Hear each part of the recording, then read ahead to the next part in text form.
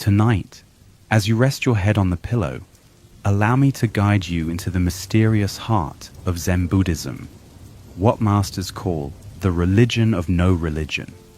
No prior knowledge needed. Simply breathe and let your mind drift as ancient wisdom washes over you like gentle waves. This is no ordinary sleep meditation. The secrets of Zen have transformed millions of lives for centuries, quieting anxious minds, dissolving stress, and revealing profound peace hidden in plain sight. Many discover their deepest sleep ever on their very first night. As your body relaxes, we'll explore how to release the thoughts keeping you awake, find freedom from suffering, and discover the extraordinary magic in ordinary moments. These timeless teachings speak directly to your deepest self, beyond all backgrounds and beliefs. Let's begin this journey together.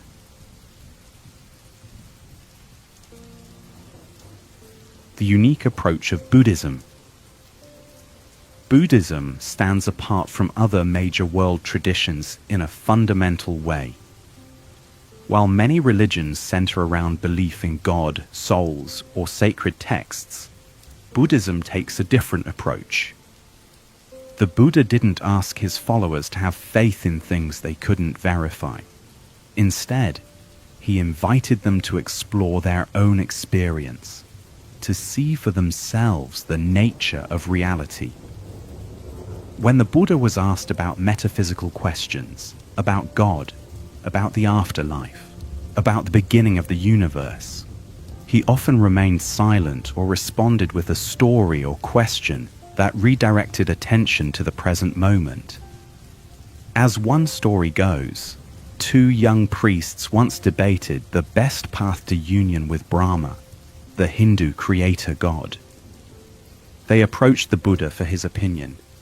He simply asked, "Has anyone, back to the 7th generation of teachers, seen Brahma with their own eyes?" When they admitted no one had, the Buddha declared their goal laughable, vain, and empty. This wasn't because the Buddha denied the existence of gods entirely. Rather, he taught that such beliefs were ultimately irrelevant to the path of liberation. Buddhism acknowledges the existence of many gods, or devas, but these beings, while powerful and long-lived, are still subject to death and rebirth. They remain caught in the same cycle of existence as humans, just in more pleasant circumstances. The Buddha taught that even the highest gods, who might think themselves eternal creators, are still bound by impermanence and suffering. One story tells of a monk who ascends through various heavens, asking each level of gods about the ultimate nature of reality. Finally reaching Brahma himself, the monk discovers that even this supreme deity doesn't have the answers, but is too proud to admit his ignorance in front of the other gods. For the Buddha, seeking answers from gods was like asking for directions from someone who is also lost. This is why Buddhism is sometimes called a religion of no religion. It doesn't require belief in a supreme being, yet it offers a profound spiritual path.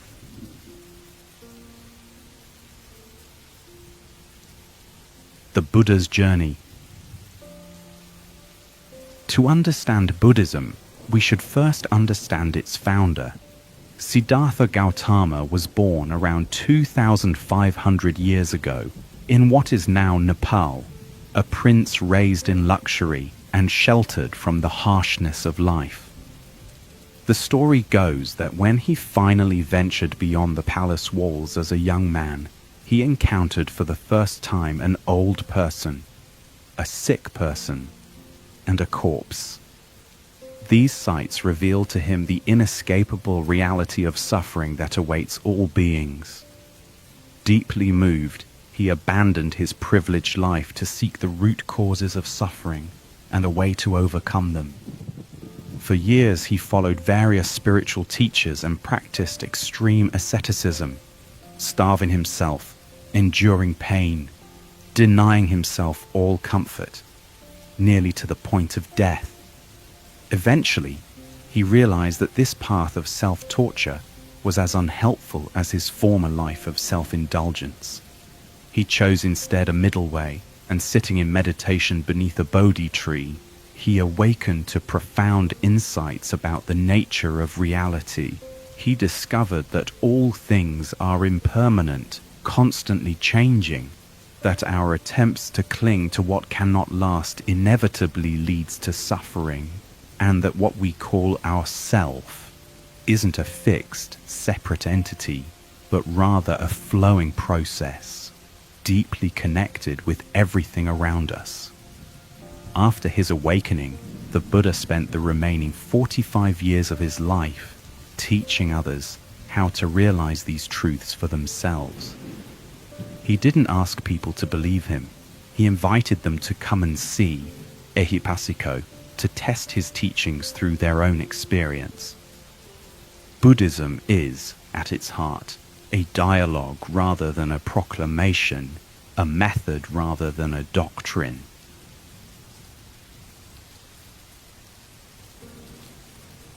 The nature of desire and suffering. At the core of the Buddha's teaching is an understanding of desire and its relationship to suffering.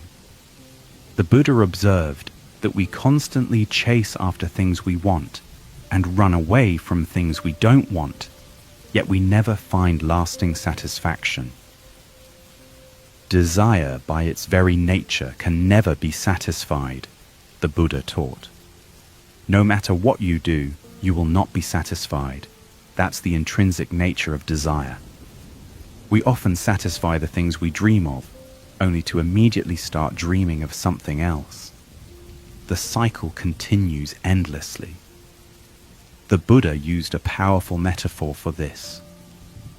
People cling desperately to material things and selfish desires, sacrificing their entire lives for them. They're like children trying to lick honey from a knife blade. The honey might taste sweet for a moment, but they cut their tongues in the process. Look at elderly people who have spent their lives chasing after everything society told them would bring happiness. Many seem covered in invisible scars, their beings made up of wounds and disappointments.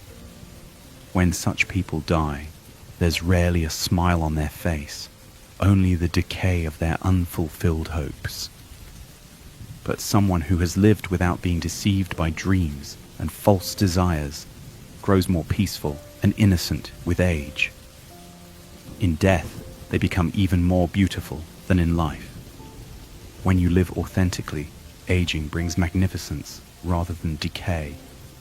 A special radiance surrounds you. The Buddha suggested a different approach to desire. Look into its nature. Observe how desire moves, for it's very subtle. You'll realize two things.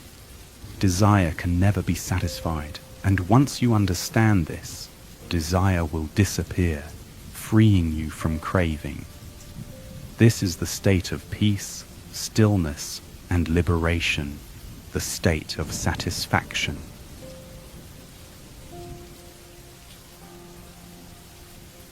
The 6 realms of existence. Buddhism offers a rich cosmology that can be understood both literally and as a psychological map of different states of mind. Central to this world view is the concept of the 6 realms of existence, represented in the wheel of life, or Pavachakra. At the top of the wheel are the devas, or gods, beings of great bliss, power, and extremely long lifespans. They represent the height of spiritual achievement. At the bottom are beings in hell realms, representing the greatest suffering. Between these extremes are several other realms. The realm of the hungry ghosts, pretas, with tiny mouths and huge bellies who can never satisfy their cravings. the human realm where we currently exist, the realm of angry spirits, asuras, full of rage and violence, and the animal realm. We need not take these realms literally. They can be understood as different states of mind we experience. We enter hell realms when we feel intense suffering. We become like hungry ghosts when we feel constant dissatisfaction. We experience the human realm when we feel balanced and reasonable. We taste the heavenly realms in moments of great joy. We become like angry spirits when filled with rage, and we sink into the animal realm when we act without awareness. The better person you become, the higher you climb toward the heavenly realms. The worse you become, the lower you sink toward the hell realms. But here's the important point. Whatever goes up must eventually come down. You can't keep improving forever. Beyond a certain point, improvement leads to decline, like a knife sharpened too much that begins to wear away. True enlightenment or Buddhahood exists nowhere on this wheel. It is liberation from the wheel itself. By trying to become better and better, you actually bind yourself to the wheel with golden chains. By becoming worse, you bind yourself with iron chains. The Buddha's teaching shows how to break free from all chains completely.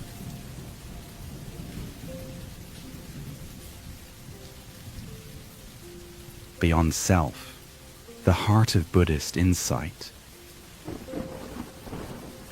The Buddha taught that one of our most fundamental errors is believing we have a fixed, separate self or soul. This isn't saying that you don't exist. Clearly you do, but that you don't exist as a separate, independent entity. The Buddha stated that the concept of self has been misunderstood. You exist, but you don't have a separate self. You exist, but aren't separate from the universe.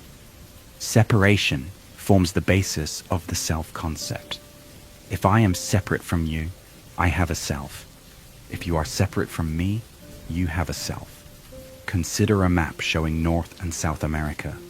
On paper, they appear separate. But beneath the ocean, there's only one Earth. All continents connect. They're one Earth. We appear separate only on the surface. The deeper you go, the more separation fades. When you reach the core of your being, it becomes universal. There is no separate self, no soul. This is Buddhism's most radical and profound teaching. Not only does it say there is no God in the sense of an eternal creator, no heaven as a place of eternal reward, but it also says there is no eternal soul or self. This can be quite challenging, as it leaves us with nothing to cling to. Without a soul, if death is the end, all effort seems meaningless.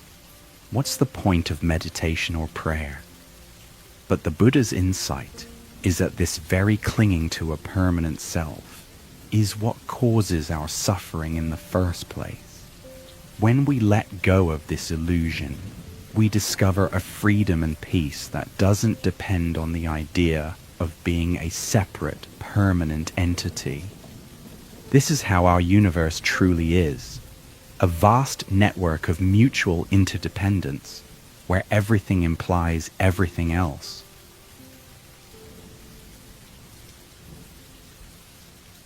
The Four Dharma Worlds. In the Huayan, Keigon in Japanese, school of Buddhism, which forms an intellectual foundation for Zen, there's a concept of the Four Dharma Worlds that helps us understand different levels of reality. The world of Ji, particulars. This is the everyday world of separate things and events that our senses normally perceive. Mountains, rivers, people, buildings, all appearing as distinct entities. The world of Rai, unity. This is the unifying principle behind all particulars. When you truly understand things, you become aware of their relationships to each other and eventually see the unity behind them. It's as if the multiplicity of the world dissolves into oneness. The world of Riji, unity and particulars in harmony. This world recognizes that the universal and the particular are not incompatible. Just as you can have a red circle with the circle being a particular shape and red being a universal color, so too can spirituality and materiality, otherworldliness and worldliness coexist in harmony. The properly rounded out person is both spiritual and material. The world of Jiji, mutual penetration of all particulars. This is the highest view, where every particular thing is seen to contain and imply all other particular things. Between one event and any other, there is no obstruction or separation. This is the doctrine of the mutual interpenetration of all things. The world of Jiji is like Indra's net, where every dewdrop reflects all others. It means that any one event implies all events, and the entire universe, past, present, and future, depends on every single member. The whole universe depends on you, just as you depend on the whole universe. This highest view forms the philosophical basis for Zen as a practical, non-intellectual way of life. It's the realization that the most ordinary event, drinking tea, washing dishes, sneezing, implies the entire universe. This is why Zen people use ordinary events to demonstrate the cosmic and metaphysical without explaining them intellectually.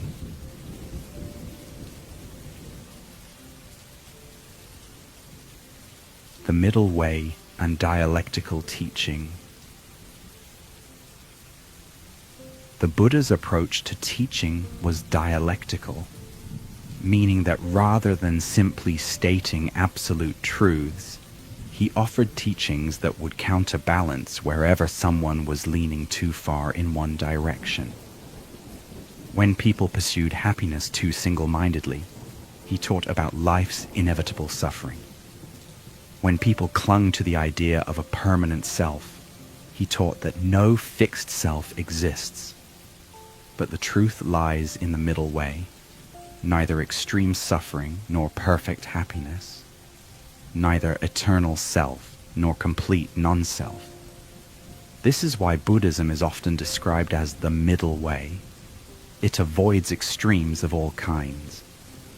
The Buddha himself had experienced both the extreme of sensual indulgence as a prince and the extreme of harsh asceticism as a spiritual seeker. Finding both lacking, he discovered a balanced path that embraced both spiritual awareness and engagement with the world. This dialectical approach is particularly evident in Zen Buddhism. When asked a question about religion, a Zen master might reply in terms of the secular. When asked about something secular, they might reply in terms of religion. For example, when the master Joshu was asked, "At the end of the Kalpa, when everything is destroyed in fire, will one thing remain? What is that?" Joshu replied, "It's windy again this morning." Another time, a student asked, "Please pass me a knife." The master handed him the knife with the blade first. "Please give me the other end," said the student. "What would you do with the other end?" the master replied. In the first case, a profound metaphysical question is answered with a comment about the weather. In the second, a simple request for a knife turns into a philosophical problem. This is the Zen way of breaking through our habitual patterns of thinking to direct experience.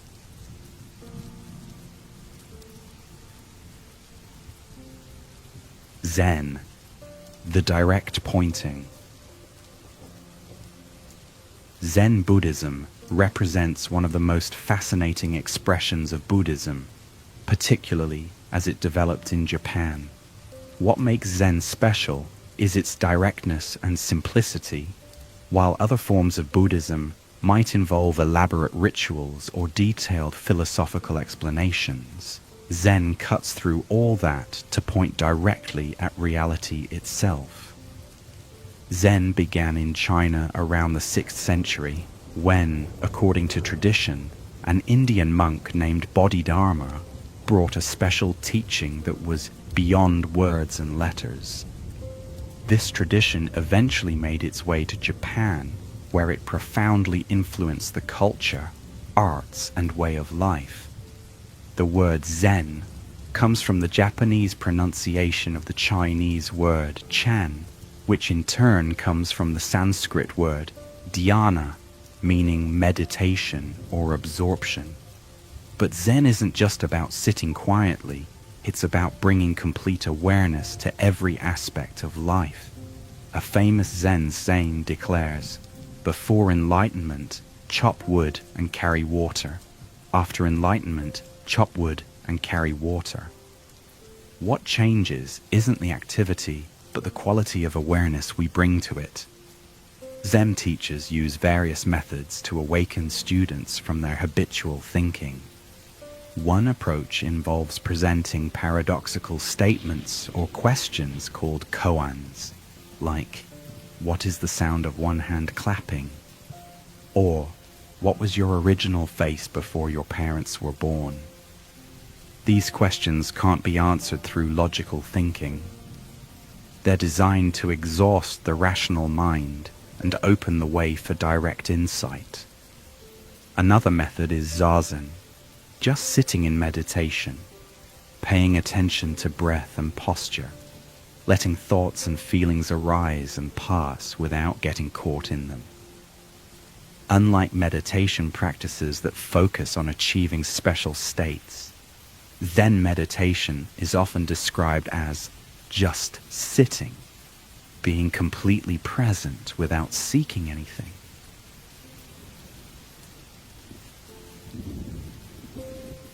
Zen arts and ordinary life. One thing that distinguishes Zen from other Buddhist traditions is its artistic expression. Zen has influenced Japanese calligraphy, garden design, flower arrangement, pottery, and tea ceremony. These arts aren't just decorative, but embody Zen principles: simplicity, directness, naturalness, and appreciation of imperfection. The Zen aesthetic often celebrates what's incomplete or impermanent. A roughly formed tea bowl with subtle irregularities might be treasured above a perfectly symmetrical one. A garden might deliberately incorporate weathered stones and sparse arrangements to suggest the beauty of natural processes. This aesthetic is sometimes called wabi-sabi, finding beauty in imperfection and impermanence. What's striking about this approach is how it finds the profound in the most ordinary activities. Zen doesn't seek special experiences separate from daily life. Instead, it teaches that enlightenment isn't something exotic or distant, but the true nature of our everyday experience when seen clearly. The highest kind of religious or spiritual attainment in Zen has no outward sign that it is religious or spiritual. As one Chinese poem says, "Entering the forest, he does not disturb a blade of grass. Entering the water, he does not make a ripple. There is no sign about him to indicate that he is self-consciously religious." This is why the greatest Zen painting and poetry often has as its subject matter not religious themes at all, but ordinary objects and experiences: pine branches, rocks, bamboos, frogs jumping into ponds. The most famous Zen poem by Basho simply states, "An old pond, a frog jumps in, plop."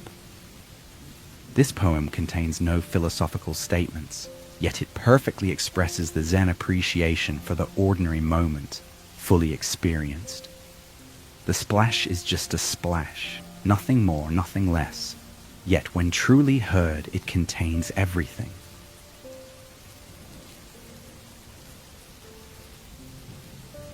The double bind and Zen practice. One of the core teaching methods in Zen is what might be called the double bind, a situation where you're given contradictory demands that cannot both be fulfilled. Society itself often places us in such binds. You must be free, you must be natural, you must love me. How can one obey a command to be free or natural? The very act of trying creates a contradiction. The Zen teacher deliberately places the student in such binds to bring about a breakthrough. For instance, the teacher might demand, "Show me your true self." Any attempt to present oneself as genuine immediately becomes contrived and inauthentic. Yet not trying at all is also a form of trying. The student is caught in an impossible situation. When you ask a Zen teacher to help you eliminate desire, which causes suffering, they point out that your desire to eliminate desire is still desire. If you try not to desire, you're desiring non-desire. When you try to escape reality, you still feel it chasing you. Even trying not to escape becomes another form of escape. This predicament in Zen is called a mosquito trying to bite an iron bull, a position of such psychic extremity that nothing can be done about it. When you find that there's nothing you can do and nothing you cannot do about a given situation, you suddenly realize the fiction of being a separate ego. It simply doesn't exist except as a figment of the imagination or a social convention. This is why in Zen they say, when the wrong person uses the right methods work in the wrong way. You might practice meditation to become a Buddha, but if you're approaching it with the wrong attitude, trying to gain something or become something, you can't succeed. Your selfish intent defeats the very practice meant to free you from selfishness.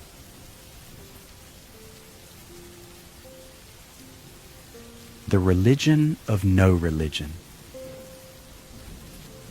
The term religion of no religion captures the paradoxical quality of Zen.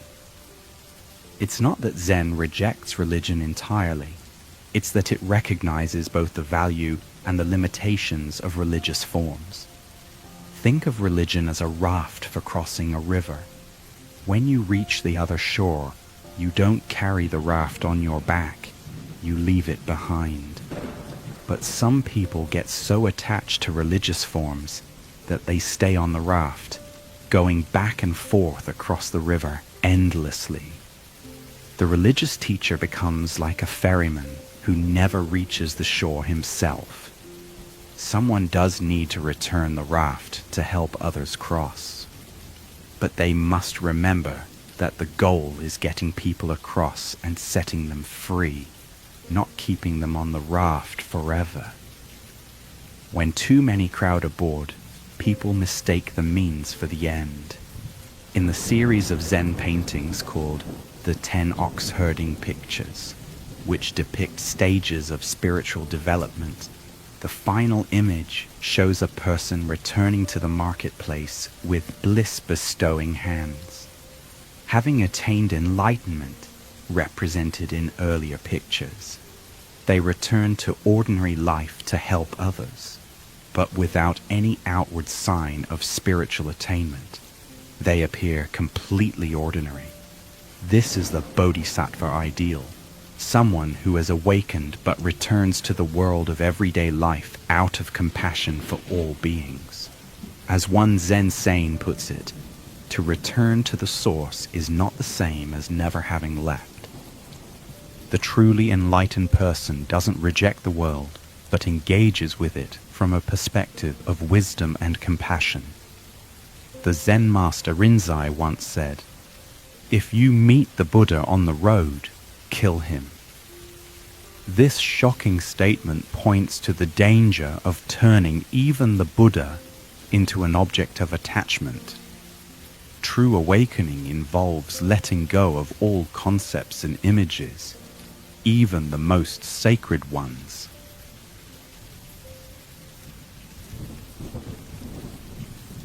The modern relevance of Zen. What makes Zen so appealing across cultures is its universality.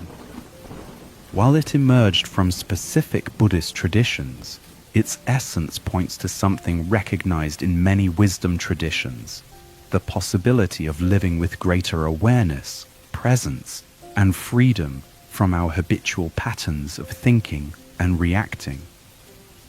In our hyper-connected, yet often profoundly disconnected world, Zen's emphasis on presence offers a path toward greater wholeness and authenticity. We're rarely present with what's happening right now. Our attention bounces between regrets about the past and worries about the future, while the present moment, the only moment we ever actually experience, slips by unnoticed. A traditional Zen story addresses this directly. A man was running across a field when he encountered a tiger. Fleeing, he came to a cliff and climbed down a vine. Looking up, he saw the tiger waiting. Looking down, he saw another tiger below. Two mice began gnawing at the vine. At that moment, he noticed a wild strawberry growing on the vine. Holding on with one hand, he picked and ate the strawberry with the other. How sweet it tasted. This story isn't about ignoring problems. It's about our capacity to be fully present, even in difficult circumstances. The tigers represent the past and future that often terrify us. The mice symbolize the passing of time. Yet right now, in this very moment, there is a strawberry. The direct, vivid experience of being alive. Can we taste it fully, even while acknowledging our challenges?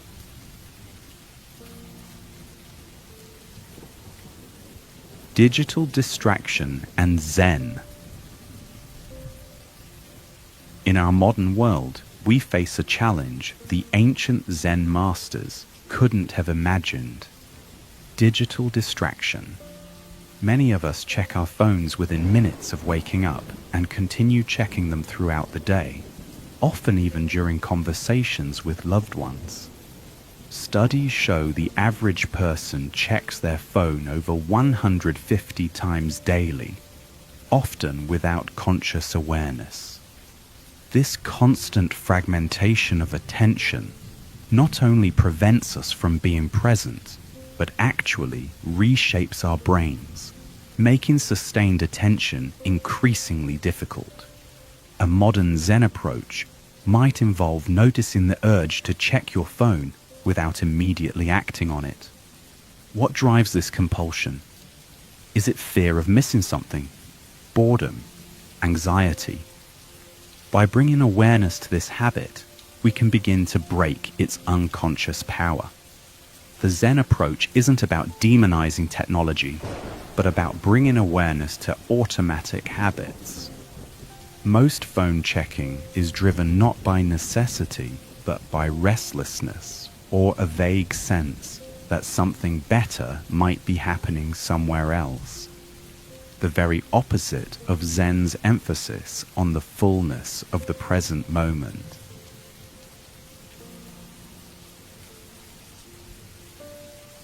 Facing difficult emotions.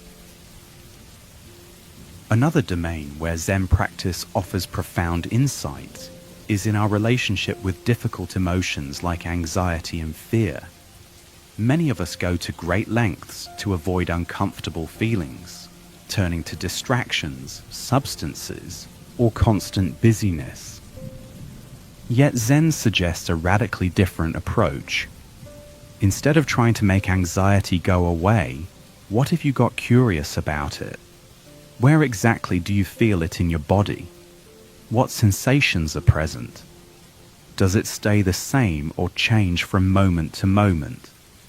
When you stop fighting anxiety and instead bring kind awareness to it, you may find it isn't a solid thing, but a collection of changing sensations. Tightness in your chest, shallow breathing, tingling in your hands. By observing these sensations with curiosity instead of fear, they no longer overwhelm you. The anxiety still comes, but it no longer controls your life. This approach reflects a fundamental Zen teaching. Resistance creates suffering. When we fight against what's already happening, whether it's anxiety, physical pain, or difficult circumstances, we create tension that amplifies our distress. When we meet experience with open awareness, we discover a freedom that doesn't depend on circumstances being a certain way.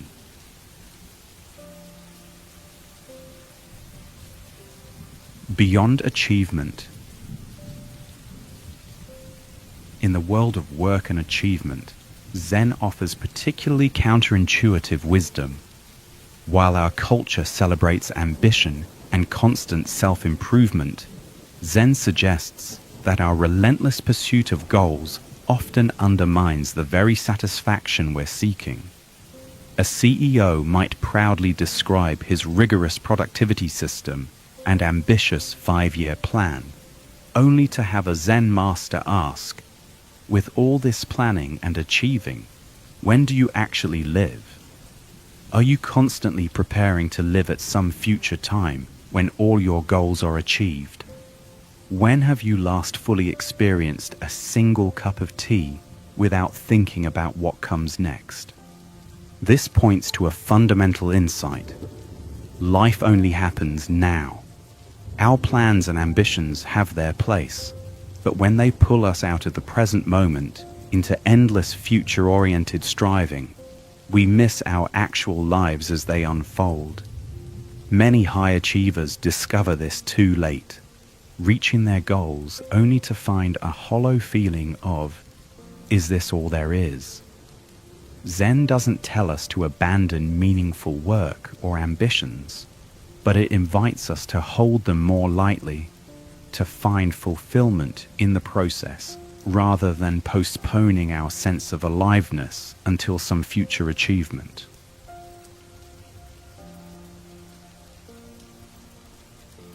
Zen and mortality. Another area where Zen offers valuable insights is in our relationship with aging, illness, and mortality. Our culture often treats these natural processes as problems to be solved or enemies to be fought, creating tremendous suffering when we inevitably encounter them. A hospice nurse who practiced Zen shared how it transformed her work with dying patients. While medical training taught her to see death as a failure to be prevented, Zen taught her to see it as a natural transition that could be approached with awareness and compassion. She recounted sitting with a man in his final hours. Instead of filling the space with nervous chatter or medical procedures, she simply sat in quiet presence, attuned to his breathing. At one point, he opened his eyes and whispered, "Thank you for not being afraid to be here with me." Those words revealed how our fear of mortality often prevents us from being fully present with those who need us most. Zen doesn't offer easy answers about death or eliminate our natural fear of it. Instead, it invites us to look directly at impermanence rather than pushing it away. By becoming intimate with the reality that nothing lasts forever, not our possessions, relationships, bodies, or identities, we can appreciate the preciousness of each moment and live with less fear and grasping. This perspective could be particularly powerful at the end of life. Someone who has lived without being deceived by dreams and false desires grows more peaceful and innocent with age. In death, they become even more beautiful than in life. When you live authentically, aging brings magnificence rather than decay. A special radiance surrounds you, and you become like a temple of something eternal and absolute. This is how life should unfold, a journey of growth and evolution. If aging makes you bitter and ugly, it suggests you've spent your life licking honey from knife blades. You've been wounded repeatedly by your own desires. Old age becomes dry and tedious, and few can face death peacefully, because people rarely live with true awareness. If someone truly lives, like a candle burning brightly from both ends, their death becomes something beautiful to witness. You'll see their life shine brightest at the very end. In their final moments, they become like a powerful flame. Their entire being concentrates into that moment, and light seems to radiate from them.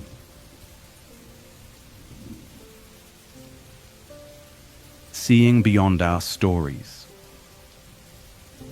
The practice of Zen also offers profound insights for our relationships. Many of us approach relationships with fixed ideas about who the other person is, how they should behave, and what we need from them. These expectations often create disappointment and conflict when reality doesn't match our mental images.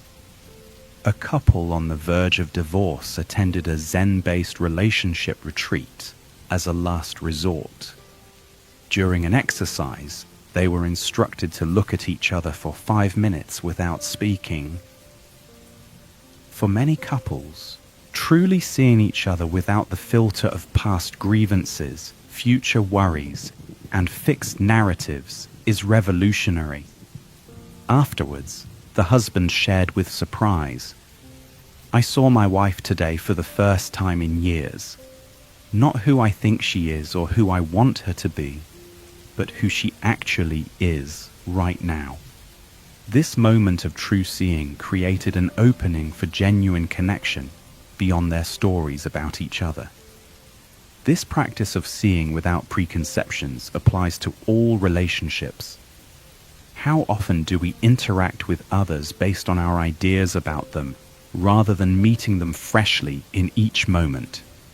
How often do we half listen while formulating our response or checking our phones? Zen teaches us that when we look deeply at others, we see that they are not separate from us. Their joy and suffering are our joy and suffering. This understanding naturally gives rise to compassion, not as a moral obligation, but as a natural expression of our interconnection. There's a Zen story about 2 monks walking together on a muddy road. They encountered a lovely young woman in a silk kimono, unable to cross a large puddle without ruining her clothes. The elder monk picked her up and carried her across the puddle, setting her down safely on the other side. The 2 monks continued their journey in silence. 5 hours later, the younger monk, unable to contain himself any longer, said, "As monks, we're not supposed to touch women, especially beautiful ones. Why did you do that?" The elder monk replied, "I left the woman by the puddle 5 hours ago. Why are you still carrying her? How often do we do the same? Something happens. Perhaps someone cuts us off in traffic. A colleague makes a thoughtless remark, or a family member forgets an important date. The actual event might last seconds, but we carry it for hours, days, sometimes even years, replaying it in our minds, having imaginary arguments, building elaborate cases for how we've been wronged. Meanwhile, life continues happening right now, but we're missing it because we're lost in our stories about the past.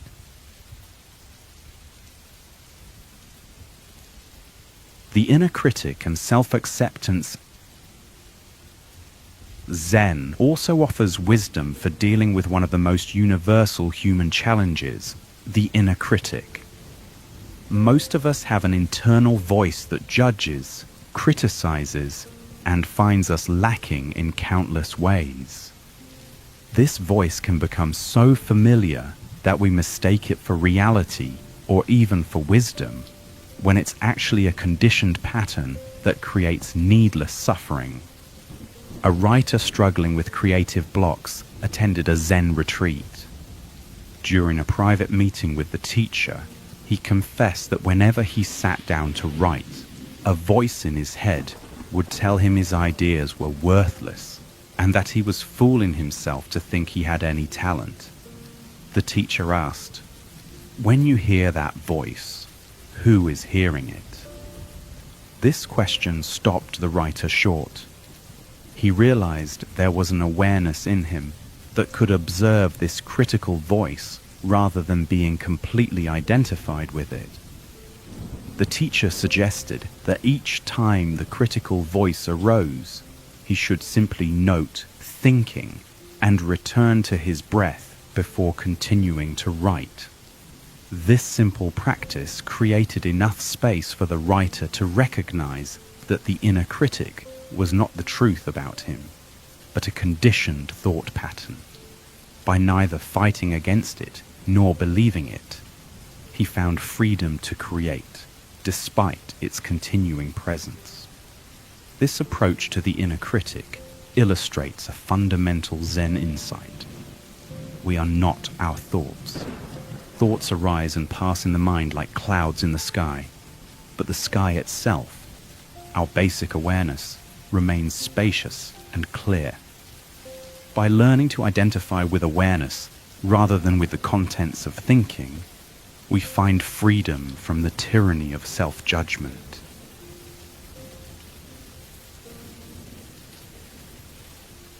The freedom of simplicity. The wisdom of Zen also applies to how we relate to possessions and consumption. Our culture bombards us with messages that we need more clothes, more gadgets, more experiences, to be happy.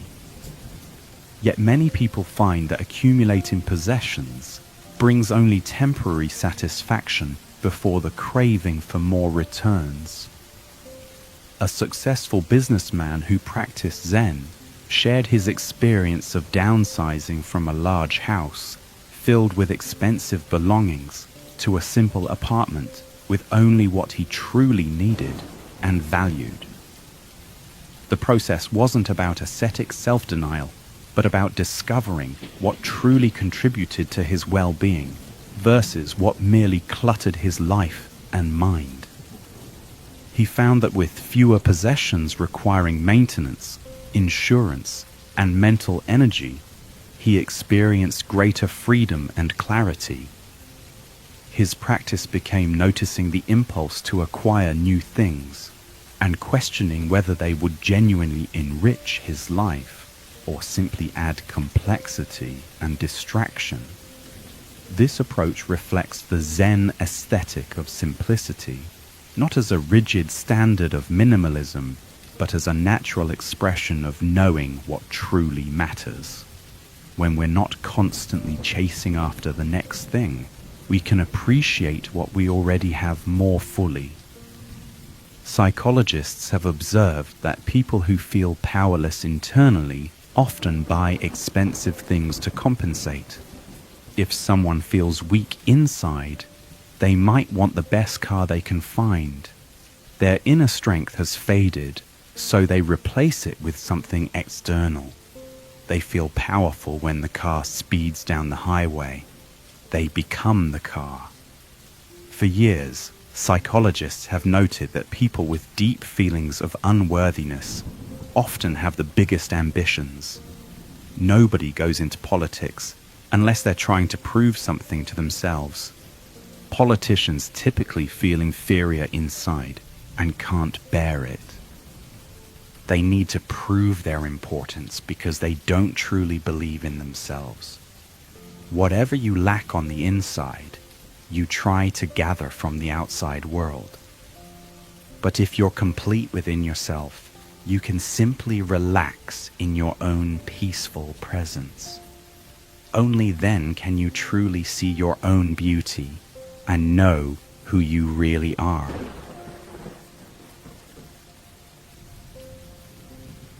The origin and evolution of Zen. To understand Zen more deeply, we should explore its historical origins and how it evolved across different cultures. Zen didn't appear suddenly or in isolation. It emerged from the rich soil of Buddhist thought and practice that had been developing for over 1,000 years. Buddhism originated in India with Siddhartha Gautama, the historical Buddha, around the 5th century BCE. As Buddhism spread across Asia, it naturally adapted to different cultures and environments. By the time it reached China in the 1st century CE, Buddhism had already developed various schools and approaches. The particular form of Buddhism that would eventually become Zen began with the legendary figure of Bodhidharma, an Indian monk who is said to have arrived in China around the 5th century CE. According to tradition, when Bodhidharma met with the Chinese emperor, who proudly listed all the temples he had built and good deeds he had done, Bodhidharma bluntly told him, no merit whatsoever. This shocking response illustrated the Zen approach, cutting through conventional ideas of religious practice to point directly at the heart of awakening. Bodhidharma is credited with bringing a tradition of direct mind-to-mind transmission outside the scriptures. When asked what he taught, he is said to have replied, "A special transmission outside the scriptures, not founded upon words and letters, directly pointing to the human mind, seeing into one's nature and attaining Buddhahood." In China, this tradition became known as Chan Buddhism. It blended Indian Buddhist teachings with Chinese philosophical traditions, particularly Taoism, which emphasized naturalness, simplicity, and harmony with the flow of nature.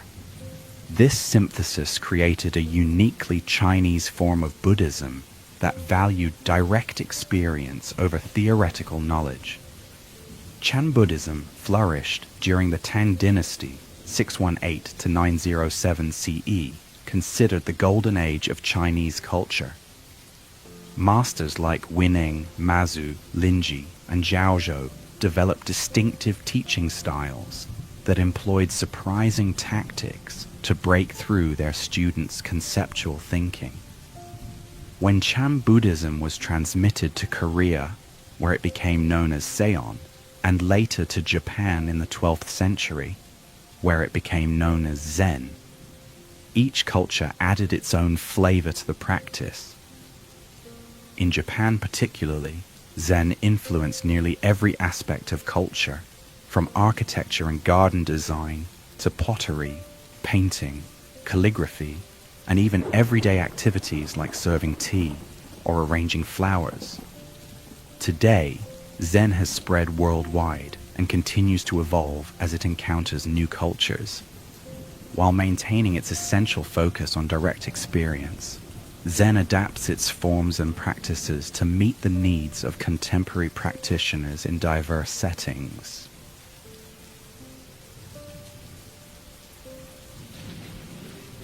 Different schools of Zen. Within the Zen tradition, different schools have emerged, each with their own emphasis and approach. In Japan, the two main schools are Rinzai and Soto Zen, with a third smaller school called Obaku. Rinzai Zen, founded by the Chinese master Linji, Rinzai in Japanese, emphasizes sudden awakening and makes extensive use of koans, those paradoxical questions or statements designed to break through conceptual thinking. In Rinzai training, the student might sit for years working on a single koan, such as what is the sound of one hand clapping? The breakthrough experience called Kensho or Satori is a moment of direct insight into one's true nature. Soto Zen, founded by Dogen in the 13th century, emphasizes just sitting, shikantaza, without any particular goal or technique. While Rinzai often feels more dynamic and confrontational, Soto practice tends to be more gentle and gradual. Dogen taught that meditation is not a means to become enlightened, but rather the expression of enlightenment itself. Practice and enlightenment are one, he insisted. Obaku Zen, the third and smallest school, was introduced to Japan in the 17th century. It incorporated elements of Pure Land Buddhism, including the chanting of the Buddha's name, into Zen practice.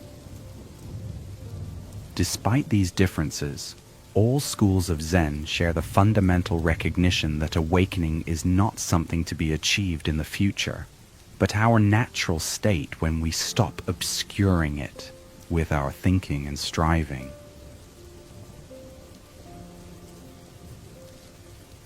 The role of teachers and lineage. In Zen, the relationship between teacher and student holds a special place. Unlike religious traditions that rely primarily on sacred texts for authority, Zen emphasizes direct transmission from person to person, what's called the warm hand to warm hand transmission. This doesn't mean that Zen rejects scriptures. Zen monasteries have extensive libraries, and monks study Buddhist texts thoroughly. But Zen recognizes that intellectual understanding alone doesn't lead to awakening. Something more immediate is needed, the living presence of someone who embodies the teaching. The traditional Zen lineage claims an unbroken succession of teachers going back to the Buddha himself. The story goes that once while giving a talk, instead of speaking, the Buddha simply held up a flower. Only one disciple, Mahakashyapa, understood and smiled. This flower sermon is considered the first transmission of Zen, a direct pointing beyond words. This emphasis on lineage ensures that Zen remains a living tradition rather than a fossilized set of ideas. Each generation of teachers brings fresh insight while maintaining connection to the root teaching. As one Zen saying puts it, not the same, not different. The Zen teacher's role is not to give answers, but to create conditions where the student can discover their own insight. This often involves frustrating the student's attempts to grasp Zen intellectually, or to use spiritual practice as a way of improving or protecting the ego. A true Zen teacher is like a mirror, reflecting the student back to themselves without distortion. The teacher might appear to be harsh or kind, challenging or supportive, but their fundamental concern is always the student's awakening, not their comfort. Finding an authentic teacher has traditionally been considered essential in Zen. While books and recordings can provide valuable information, they cannot offer the kind of immediate feedback and challenge that comes from working with a living teacher. However, as Zen has spread globally, new forms of practice and teaching have emerged to make the tradition accessible to those who might not have access to traditional teachers. The practice of Zazen. Just sitting at the heart of Zen practice is Zazen, suited meditation. Unlike some forms of meditation that focus on achieving altered states of consciousness or cultivating particular qualities, Zazen is often described simply as just sitting. In Soto Zen particularly, the emphasis is on shikantaza, just sitting, without any technique or goal. You simply take a stable posture, traditionally sitting cross-legged on a cushion with spine erect, hands forming a mudra, ritual gesture, eyes open but gaze lowered, and then you just sit, fully present with whatever arises. This sounds extremely simple, and it is. But it's not easy. Our minds are conditioned to be constantly busy, planning, remembering, fantasizing, worrying. When we first sit in zazen, we discover just how restless our minds actually are. It can be shocking to realize how rarely we're fully present for our own lives. In zazen, we don't try to stop thinking or empty the mind. That would just be another form of striving. Instead, we let thoughts come and go without getting caught up in them. When we notice we've been carried away by thinking, we simply return to the direct experience of sitting, the sensation of breathing, the feeling of our body, the sounds around us. Over time, this practice starts to reveal something profound, that we are not our thoughts. There is a spacious awareness that contains thinking, but isn't defined by it. This awareness is always present, but usually overlooked as we're caught up in the content of our experience, rather than the context in which it occurs. The physical posture in zazen is important. We sit with dignity, embodying the awakened state, rather than struggling to attain it. As Zen master Suzuki Roshi famously said, "You are perfect just as you are, and you could use a little improvement." This paradoxical statement captures the essence of zazen. We practice diligently while recognizing that what we're seeking is already fully present. Zazen is traditionally practiced in periods of 25 to 45 minutes, often with walking meditation, kinhin, in between. In monasteries, monks might sit for many hours each day. For lay people, even a regular practice of 20 to 30 minutes can be transformative. While the formal practice of zazen provides a foundation, Zen ultimately isn't confined to the meditation cushion. The awareness cultivated in zazen extends to all activities. As another Zen saying puts it, Zen is not some kind of excitement, but concentration on our usual everyday routine.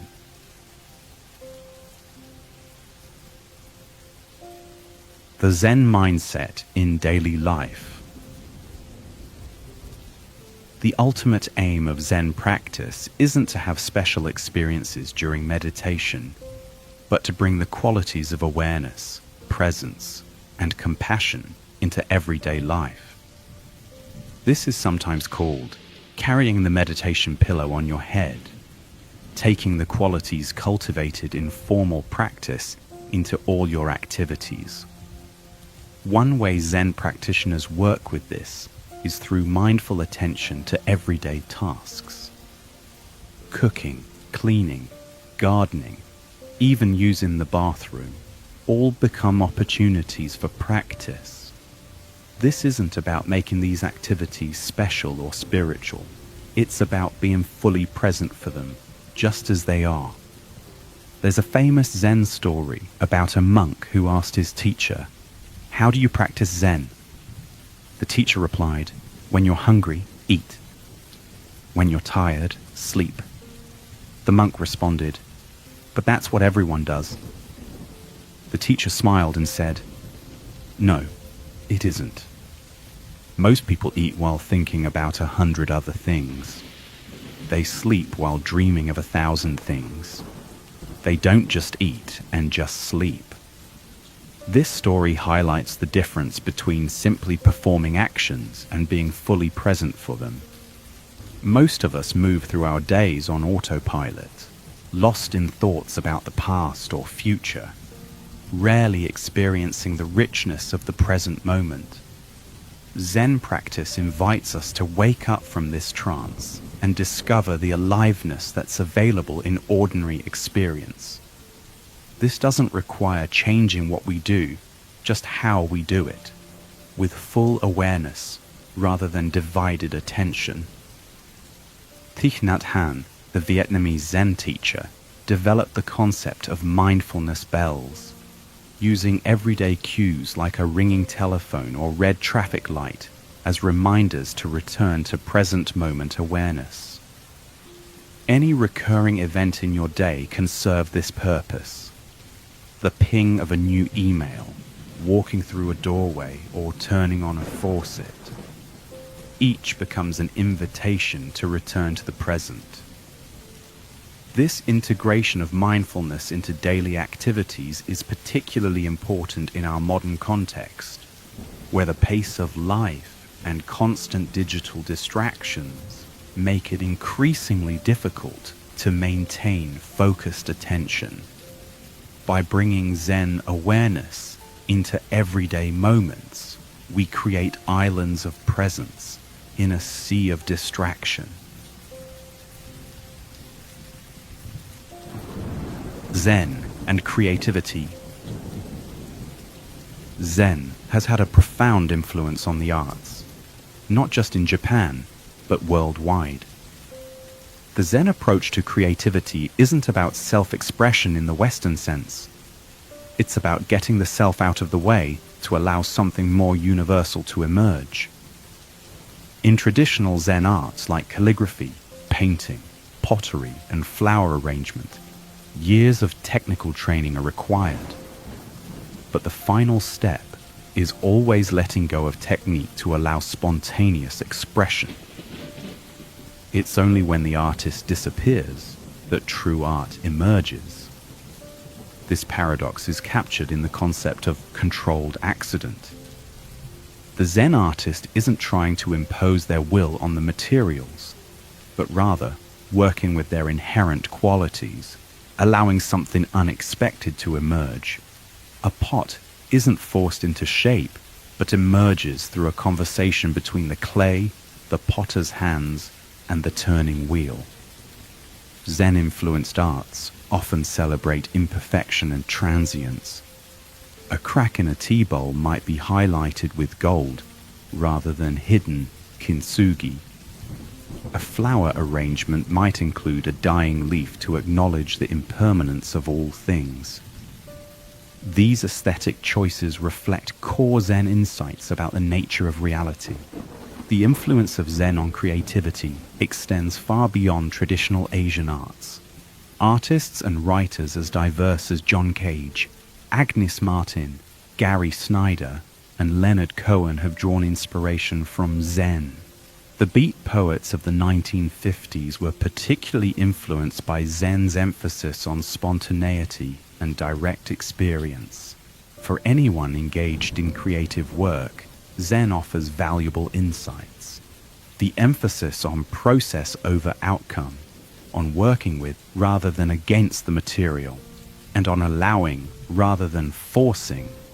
All these can transform our relationship with creativity.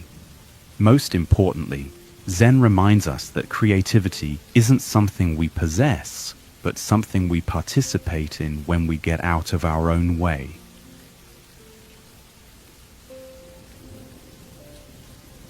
Zen and work. In traditional Zen monasteries, work, samu, is considered an essential part of practice, not separate from meditation. Monks engage in cooking, cleaning, gardening, and maintenance with the same mindful attention they bring to formal meditation.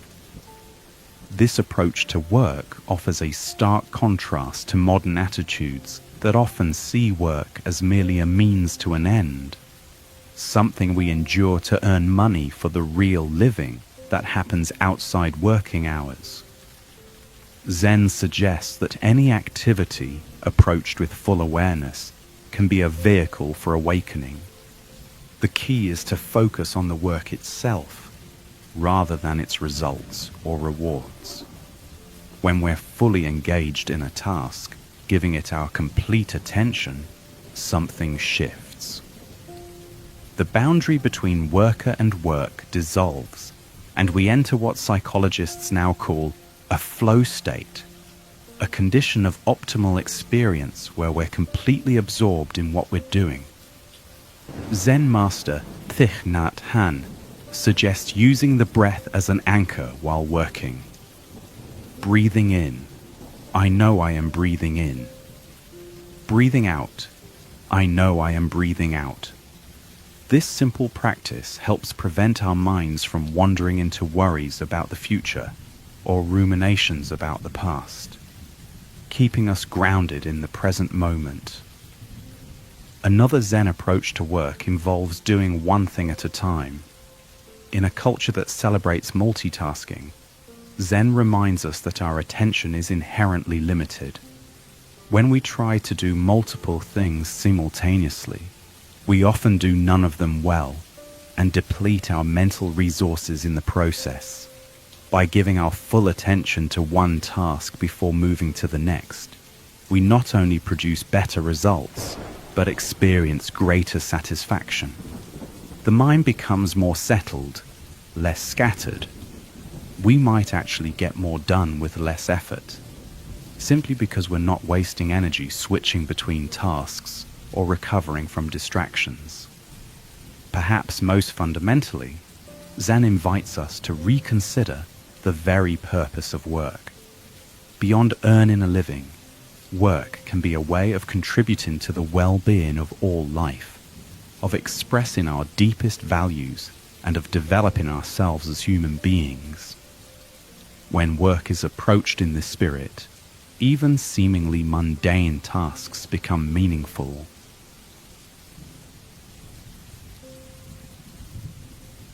Zen and ethical living.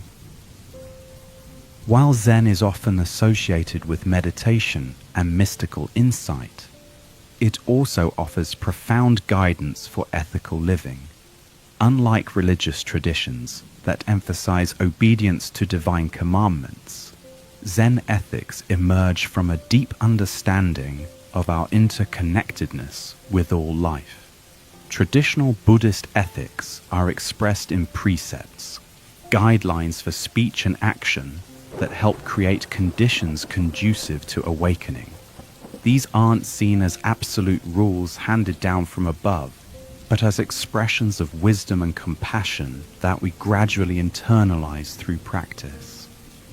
The most basic precepts include not killing, not stealing, not engaging in harmful sexual behavior, not lying, and not clouding the mind with intoxicants.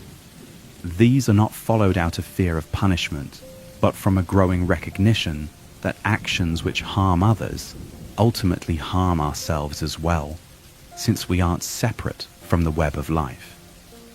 In Zen, these precepts are often approached in a positive rather than prohibitive way. Rather than not killing, we might speak of acting with reverence for all life. Rather than not lying, we might emphasize speaking from a place of truthfulness and compassion. This subtle shift helps us see precepts not as restrictions on our freedom, but as expressions of our awakening nature.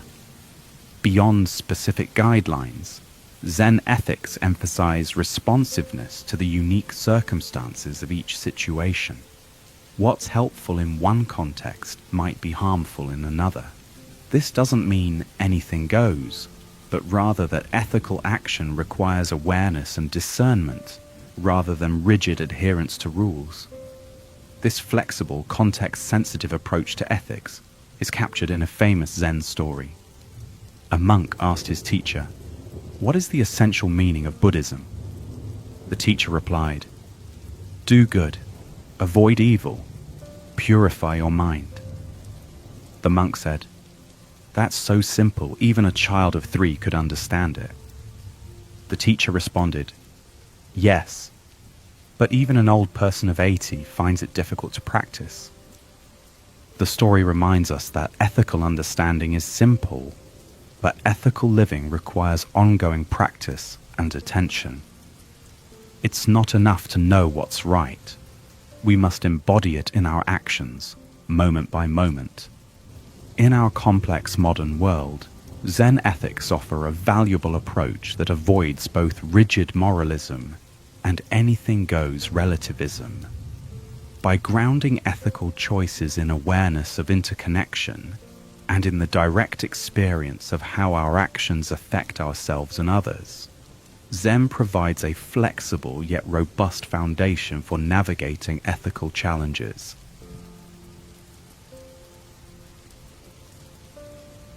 Zen and relationships. Relationships provide some of our greatest joys and most challenging difficulties. They're also fertile ground for spiritual practice. Zen offers insights that can transform how we relate to others, whether in intimate partnerships, family relationships, friendships, or community connections.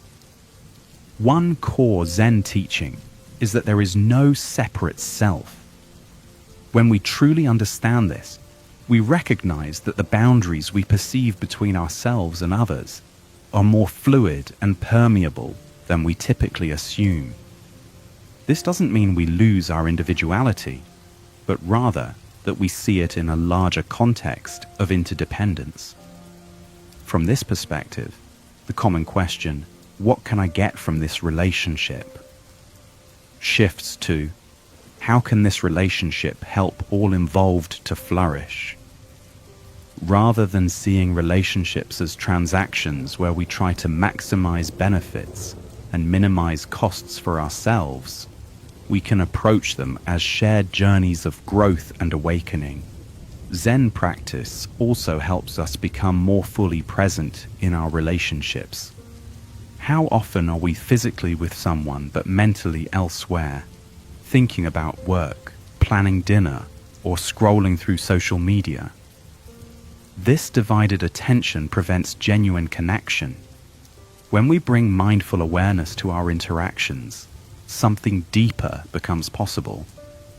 A simple practice for mindful communication is to truly listen when others speak. Most of us listen partially at best, formulating our response while the other person is still talking.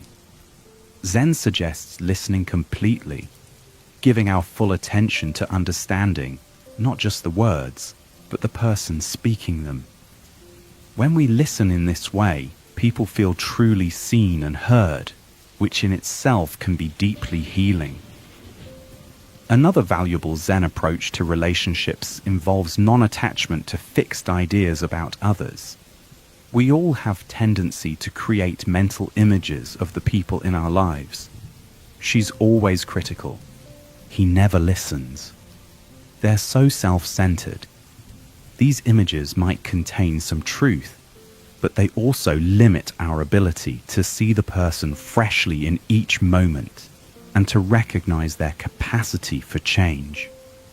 By letting go of these fixed notions and meeting others with beginner's mind, a mind open to new possibilities rather than filled with preconceptions, we create space for genuine encounter and growth. This doesn't mean ignoring problematic behaviors, but rather addressing them without reducing the whole person to those behaviors. Perhaps most importantly, Zen reminds us that our interactions with others reveal our own mind states as much as they do anything about the other person. When we're irritated by someone's behavior, the irritation arises in our consciousness.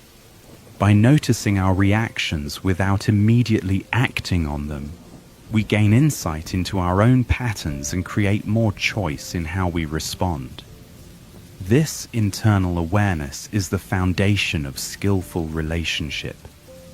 As we become more conscious of our own reactions, projections, desires, and fears, we bring greater clarity and freedom to our interactions with others.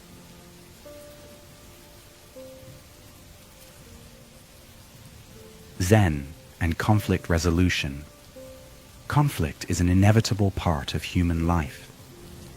Whether between individuals, within communities, or between nations, differences in needs, values, and perceptions naturally lead to tension. Zen doesn't offer a way to eliminate conflict entirely, but it provides insights that can help us approach it with greater wisdom and compassion. One key Zen insight is that conflict often escalates when we become identified with our positions and see them as extensions of ourselves. A disagreement becomes personal, a threat to our identity or self-worth. From this reactive state, we become defensive or aggressive, and resolution becomes more difficult. Zen practice helps us recognize that our opinions and positions, while they may be important, are not who we are. By holding them more lightly, we create space for genuine dialogue.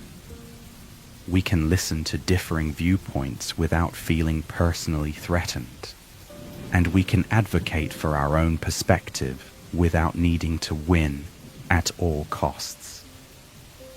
Another valuable approach is to look beneath positions to the underlying needs and concerns that drive them. Often people with seemingly opposed positions share common values or needs.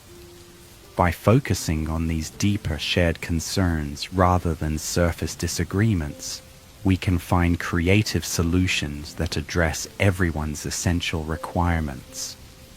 Zen also encourages us to be attentive to the physical and emotional sensations that arise during conflict. When we feel threatened, our bodies respond with increased tension, rapid heartbeat, shallow breathing, and other stress responses. By noticing these reactions, without being controlled by them, perhaps taking a few deep breaths, or momentarily shifting attention to physical sensations, we can access more of our intelligence and compassion. The practice of non-judgment is particularly valuable in conflict situations. This doesn't mean abandoning discernment or ethical standards, but rather suspending the automatic categorization of people and actions as good or bad, right or wrong. By staying with the complexity of a situation rather than reducing it to simplistic judgments, we can see more clearly and respond more skillfully. Sometimes the wisest response to conflict is to create space, to pause rather than react immediately. As one Zen saying puts it, when in doubt, don't.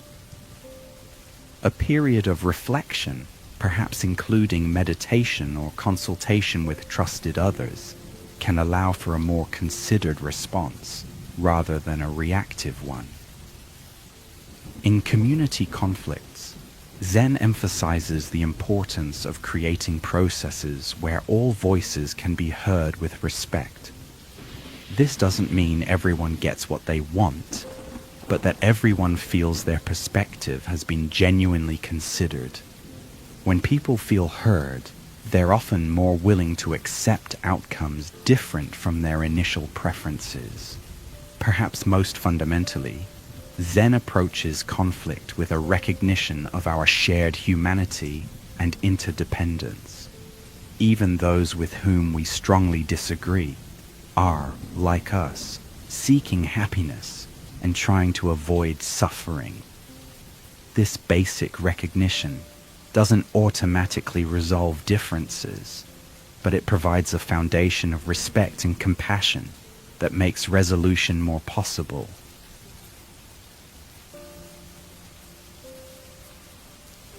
Zen and mental health.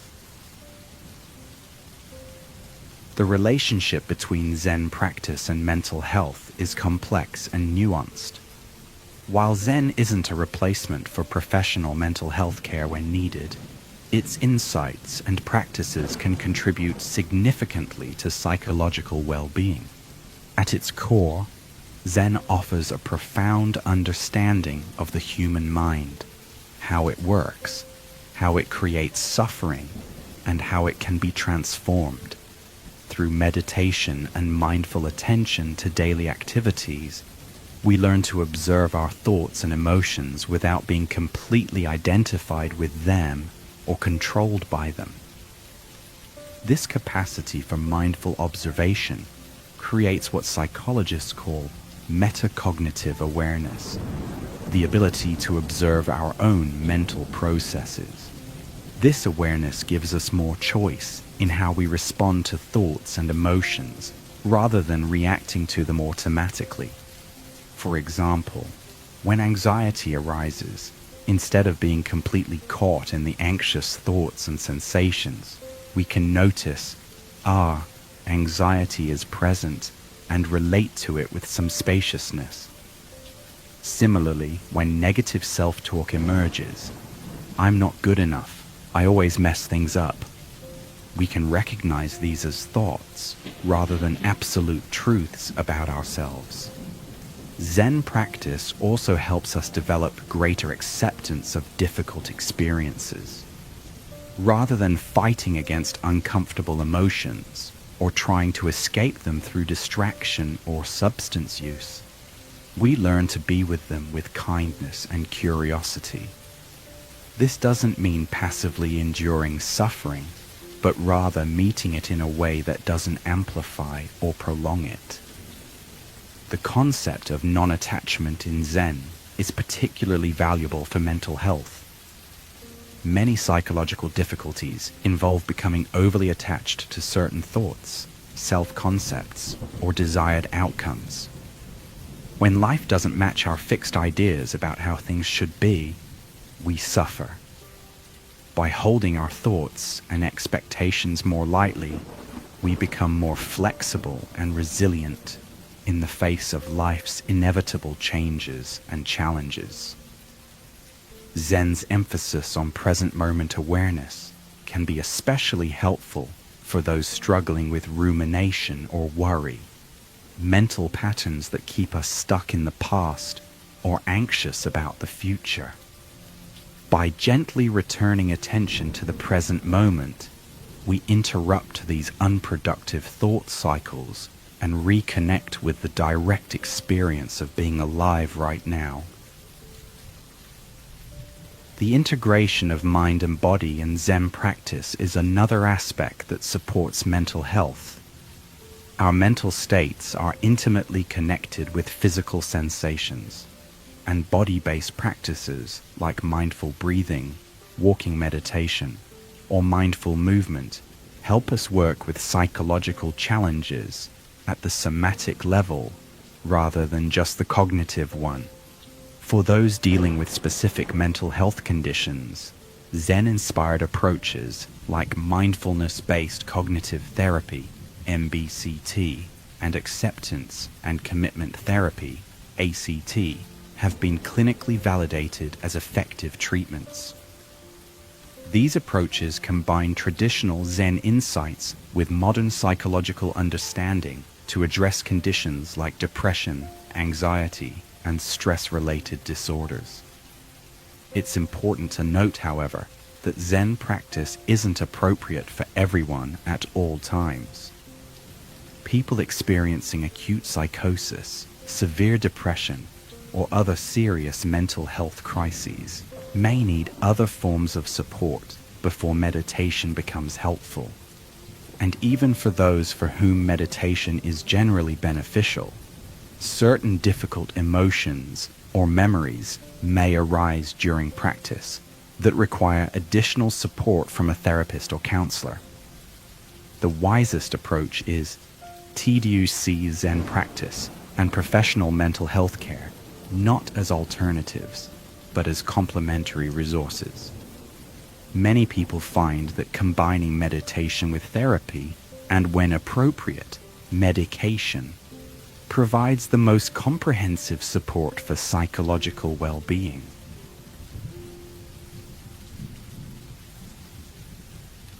Then, in the modern world,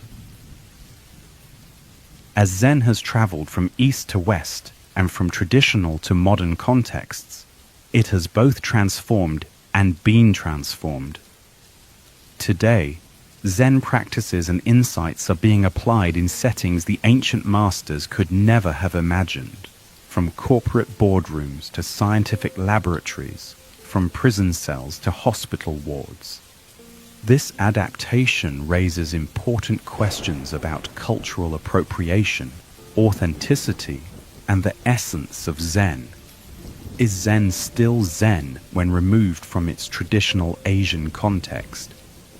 What elements are essential to preserve, and what can be modified to fit new cultural environments?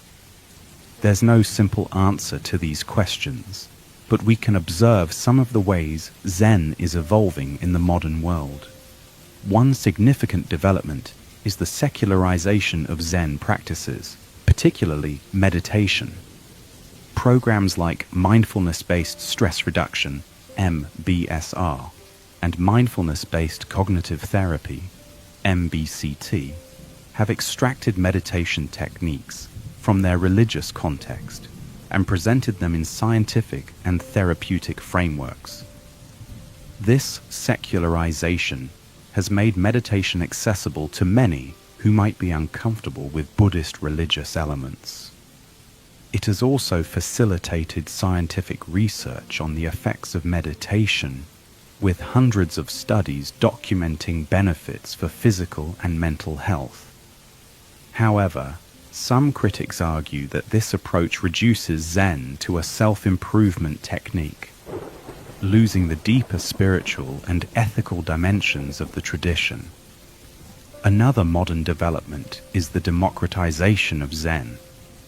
Traditionally, Zen was primarily practiced by monks in monasteries, with lay people having limited access to the deeper teachings. Today, Zen centers and programs are available to people of all backgrounds, regardless of their ability to commit to monastic life.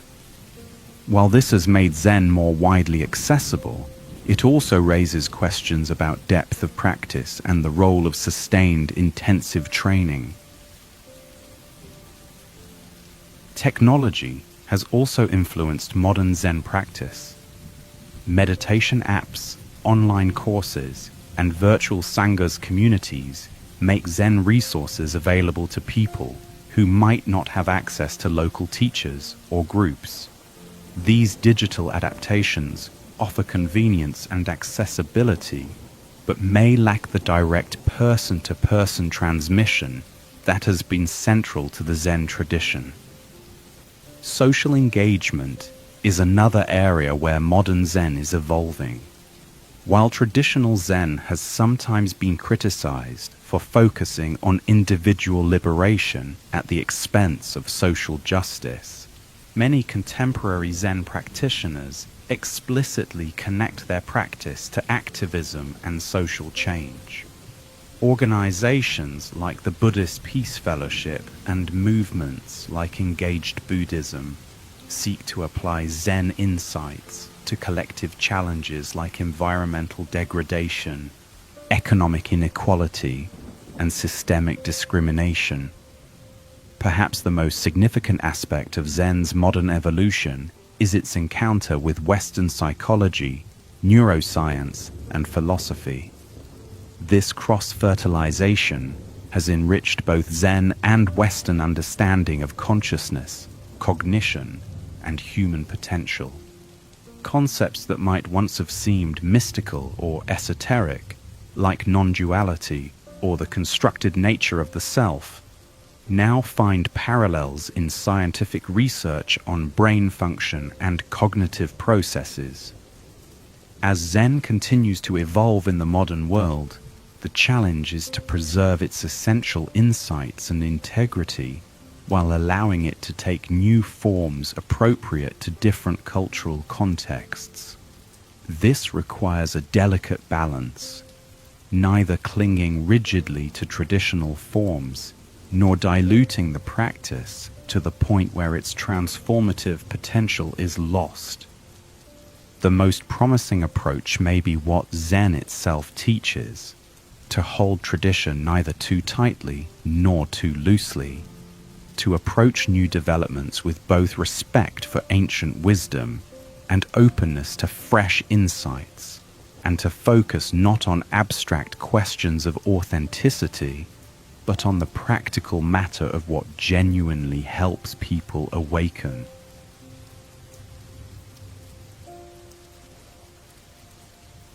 Zen koans, the art of the impossible question.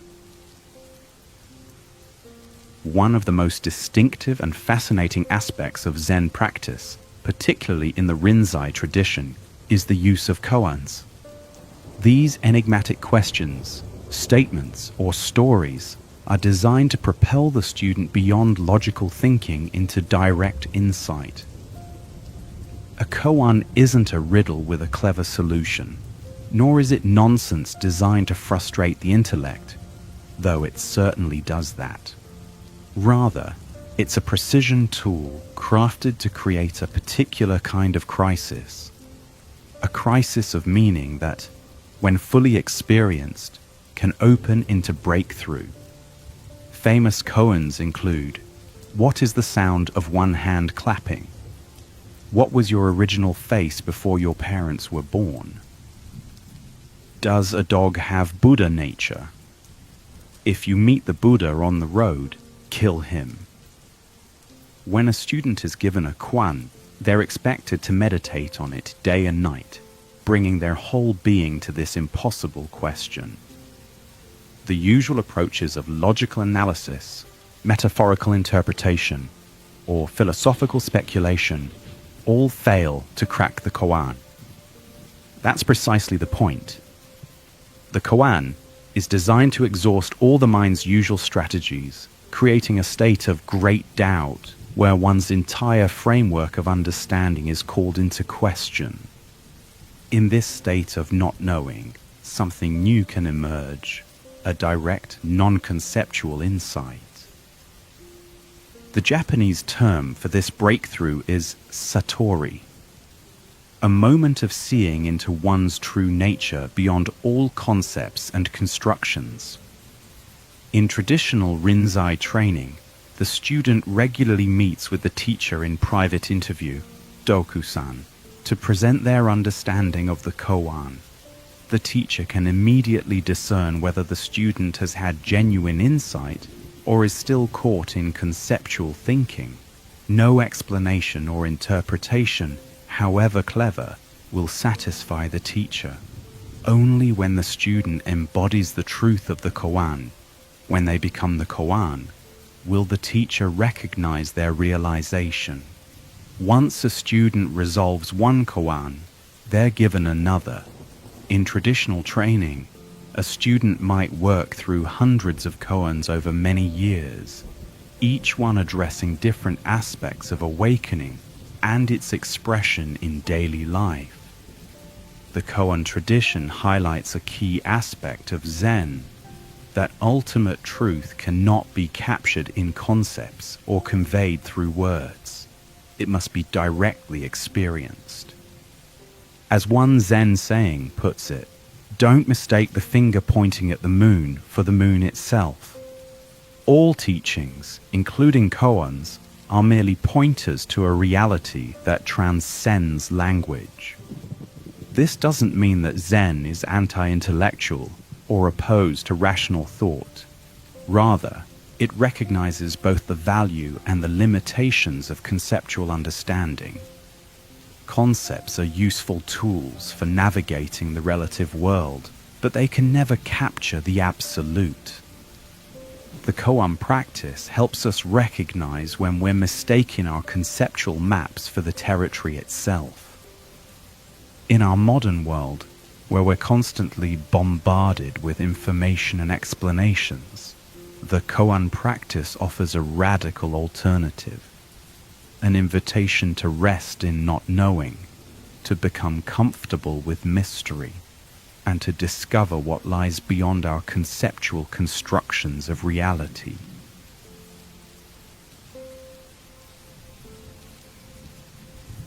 Zen stories and their meanings.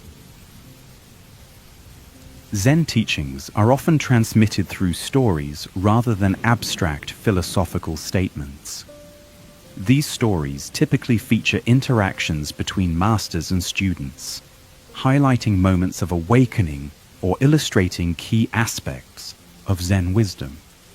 Let's explore a few classic Zen stories and their meanings. A university professor went to visit a famous Zen master. While the master quietly served tea, the professor talked about Zen. The master poured the visitor's cup full and then kept pouring. The professor watched the overflow until he could no longer restrain himself. "Stop. The cup is over full. No more will go in." "Like this cup," the master said. "You are full of your own opinions and speculations. How can I show you Zen unless you first empty your cup?" This simple story illustrates a fundamental requirement for learning: the willingness to set aside preconceptions and approach a subject with beginner's mind. When we're filled with our own ideas, judgments, and beliefs, there's no room for new understanding to enter. The tea represents Zen wisdom, but it could equally represent any form of learning or growth. The story reminds us that true learning begins with humility and openness.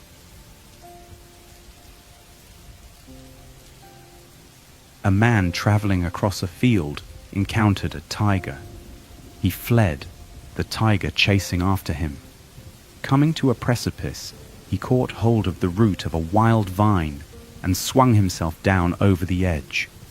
The tiger sniffed at him from above. Trembling, the man looked down to where, far below, another tiger was waiting to eat him. Only the vine sustained him. 2 mice, one white and one black, little by little started to gnaw away at the vine. The man saw a luscious strawberry near him.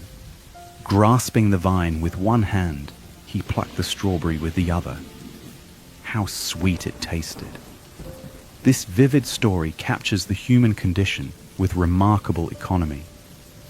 The tigers represent the past and future, regrets and memories behind us, fears and anxieties ahead.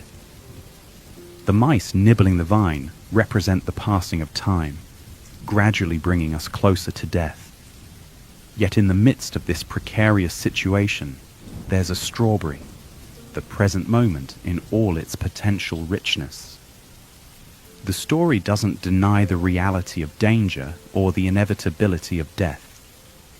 Rather, it suggests that even in the most difficult circumstances, the present moment offers the possibility of genuine aliveness and appreciation. The man's ability to fully taste the strawberry represents our capacity to be present even amid difficulty.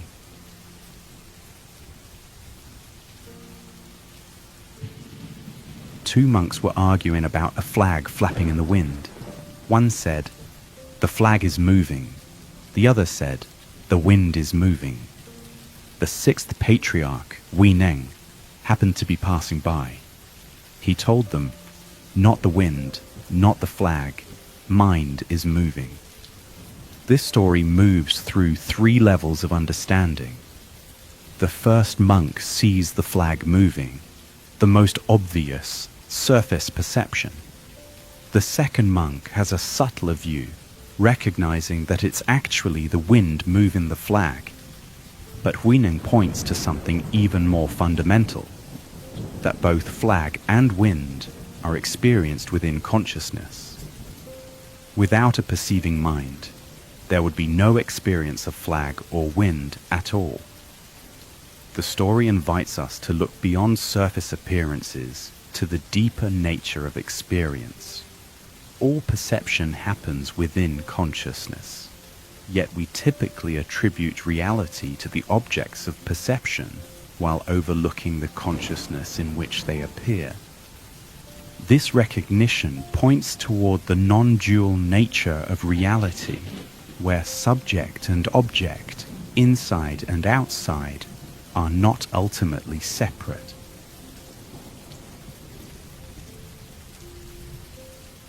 Zuigan called out to himself every day, "Master," and then answered, "Yes, sir."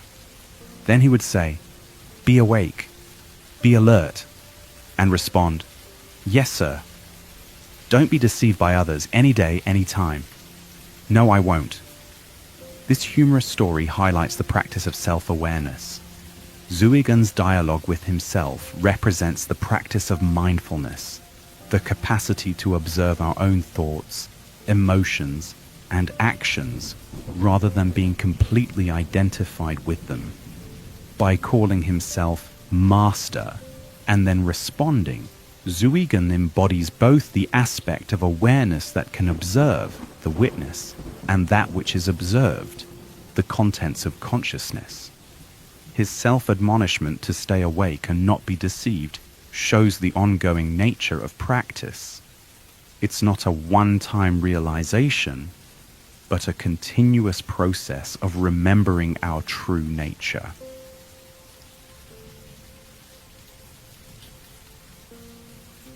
There once was a Zen master named Hakuin who lived in a town in Japan.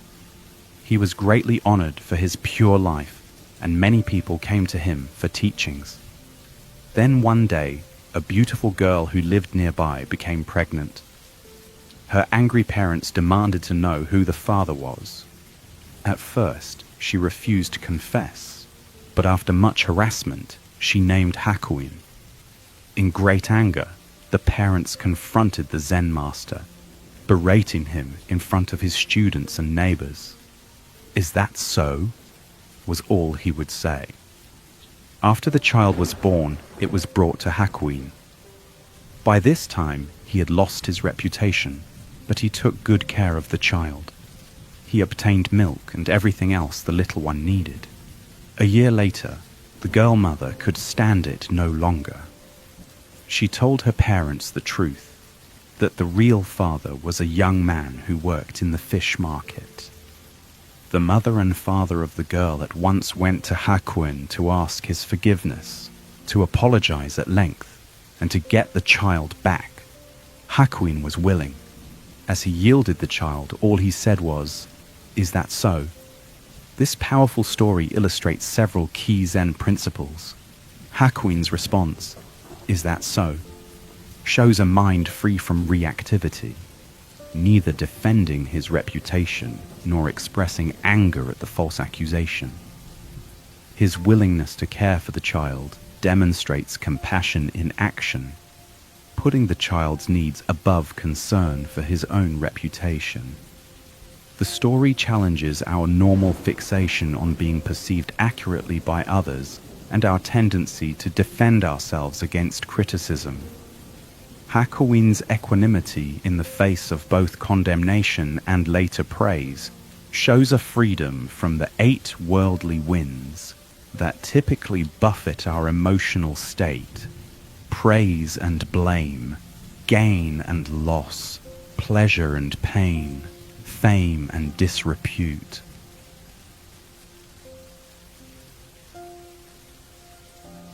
The cosmic body of the Buddha.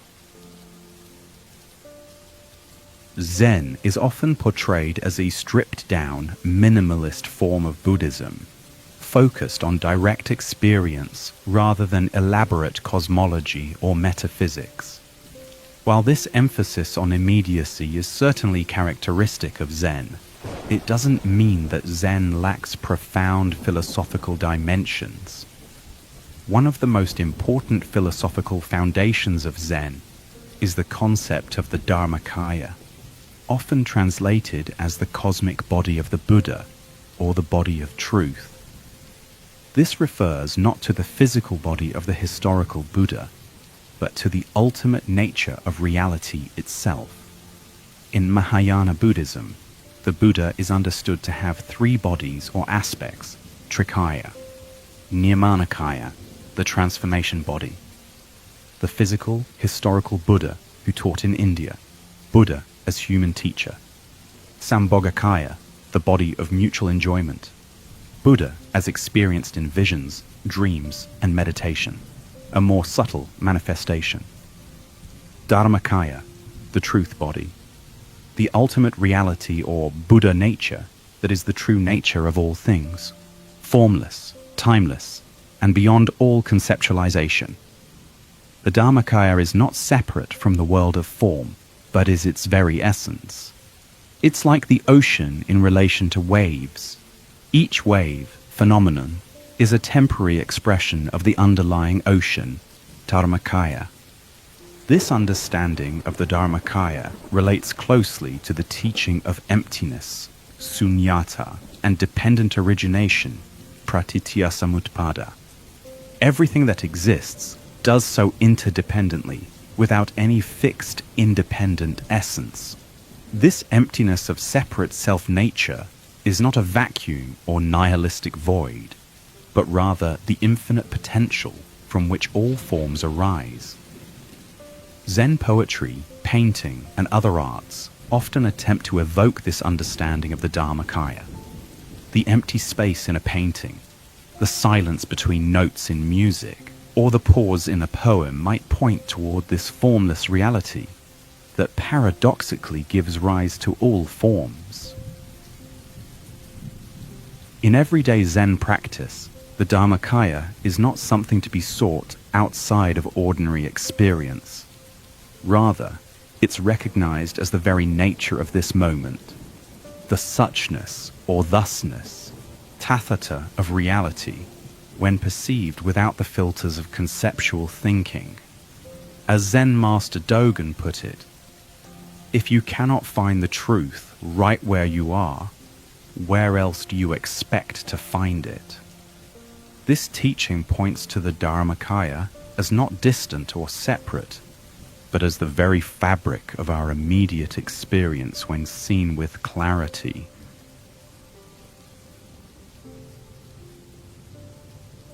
The cosmic game of hide and seek. One way to understand Zen, and indeed all of Buddhism, is as a response to a cosmic game of hide and seek that we're all playing.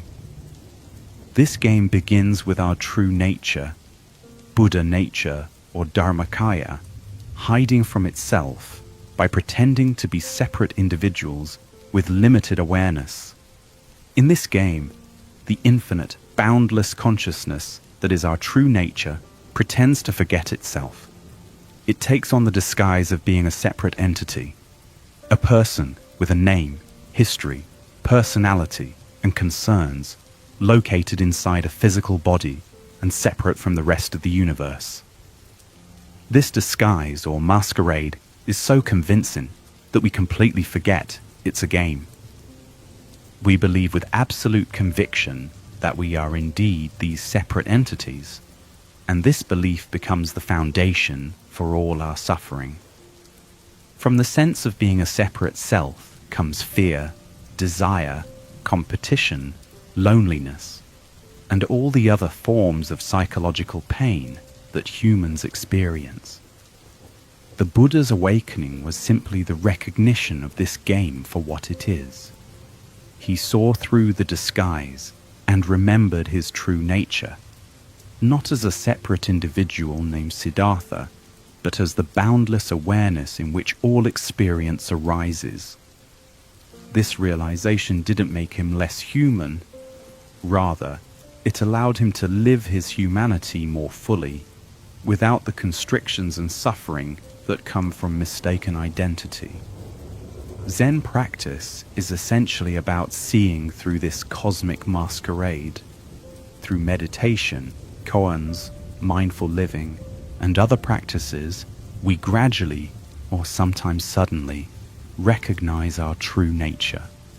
We discover that what we've been seeking, peace, wholeness, freedom, is what we actually are when we stop pretending to be something less.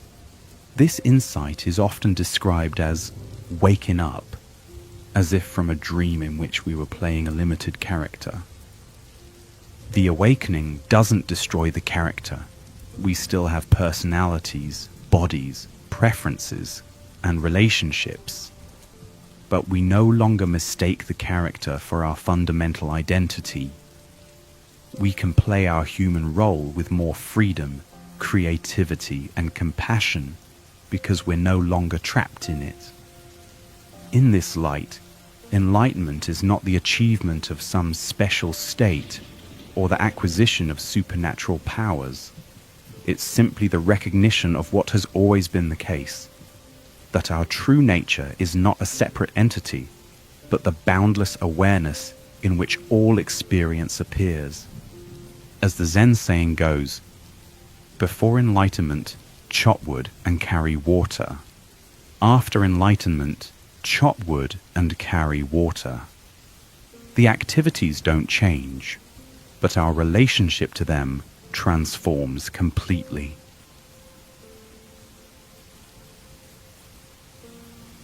Zen and scientific understanding. In recent decades, there has been growing interest in the relationship between Zen insights and modern scientific understanding.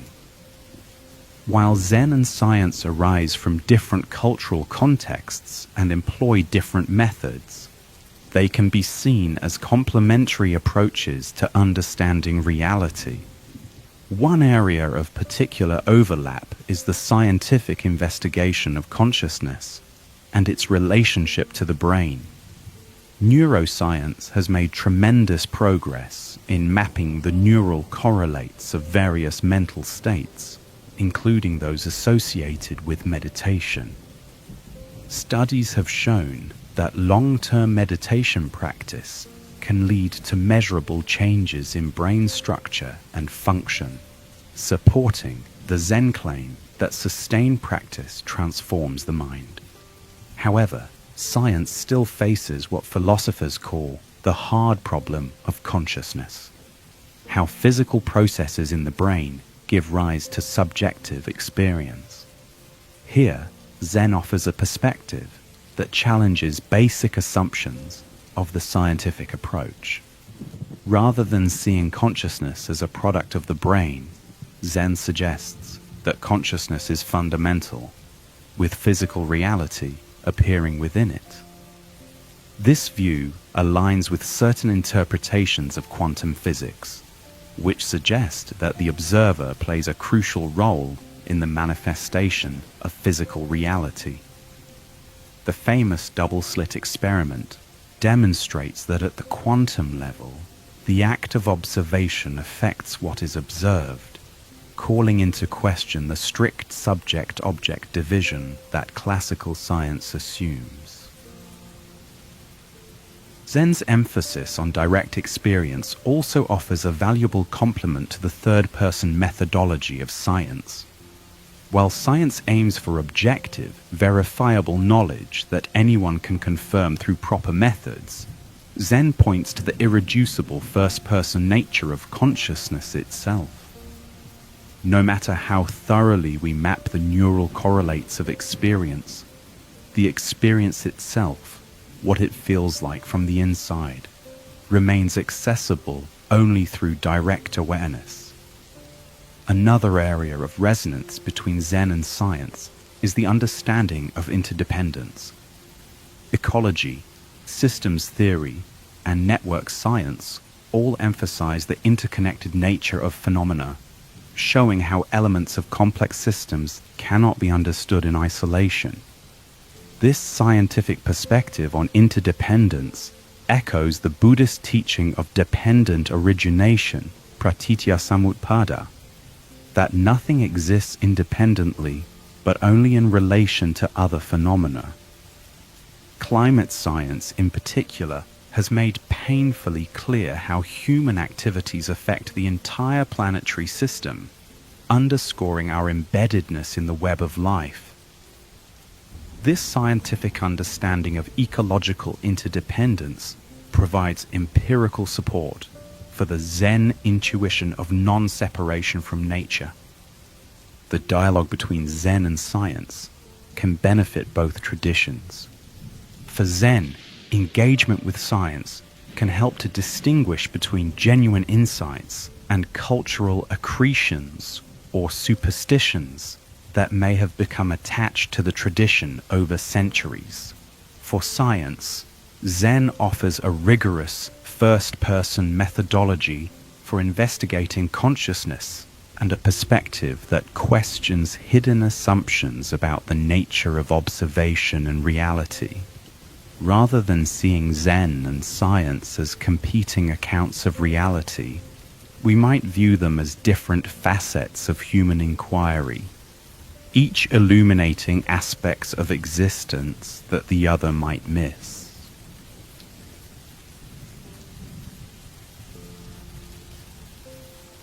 Zen's ethical dimensions. While Zen is often associated primarily with meditation and philosophical insights, it also contains profound ethical dimensions. These are not based on commandments from a divine authority, but emerge naturally from the realization of interdependence and the experience of compassion. In traditional Buddhist contexts, ethics is discussed in terms of precepts, guidelines for speech and action that support awakening. The most basic set includes 5 precepts: not killing, not stealing, not engaging in sexual misconduct, not lying, and not using intoxicants. These are not framed as absolute rules, but as training principles that help create conditions conducive to awakening. What distinguishes the Zen approach to ethics is its emphasis on spontaneous, appropriate response rather than adherence to fixed rules. Once the delusion of separate selfhood begins to dissolve through practice, compassionate action naturally emerges. As one Zen saying puts it, the compassionate heart arises from the realization of emptiness. This doesn't mean that Zen practitioners are exempt from ethical guidelines or can do whatever they feel like in the name of spontaneity. Rather, it suggests that true ethical action comes from deep insight rather than mere conformity to external standards. The precepts are seen not as restrictions imposed from outside, but as expressions of our awakened nature. In his essay, The Zen of Social Action, Robert Aitken Roshi, an influential American Zen teacher, wrote, "The Buddha way is not about developing a social consciousness. It is about revealing the social consciousness that has been there from the very beginning." This perspective challenges both conventional religious morality, which often emphasizes obedience to divine commandments, and secular relativism, which may reduce ethics to personal preference or social convention. Zen suggests that there are objective ethical truths, but they're discovered through direct realization of our interconnected nature rather than through abstract reasoning or appeal to authority. This has practical implications for how we approach ethical questions. Rather than asking, "What rule should I follow in this situation?" a Zen approach might ask, "What action would express clear seeing and compassion in this moment?" This doesn't make ethical decisions simpler. In fact, it often reveals their complexity, but it grounds ethics in direct experience rather than abstract principles.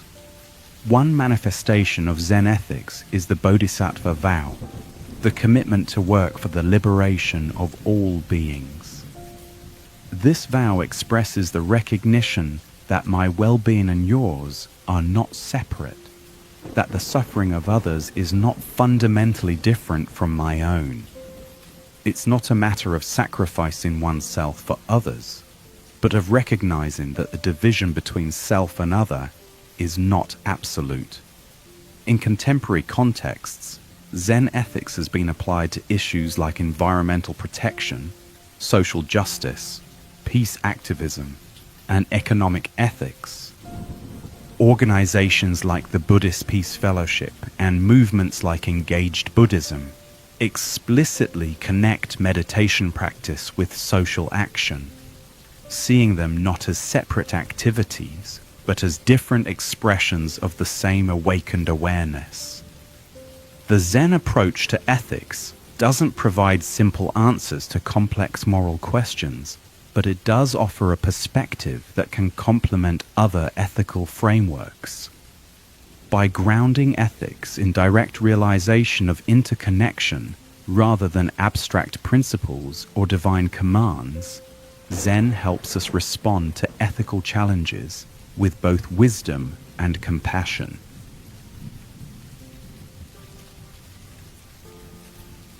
Beyond religion and atheism, is Buddhism a religion? Is it compatible with science and secular worldviews? These questions have generated countless debates, particularly as Buddhism has spread to Western countries with different cultural and intellectual traditions. The truth is that Buddhism, and Zen in particular, doesn't fit neatly into Western categories of religion versus non-religion, or theism versus atheism. It contains elements that might be considered religious in the Western sense: rituals, monasticism, concepts of rebirth and karma. But it doesn't center on belief in a creator God or divine revelation in the way that the Abrahamic religions do. This ambiguity has led some to present Buddhism as a non-religious spirituality, or even as a purely psychological or philosophical system compatible with any religious belief or none.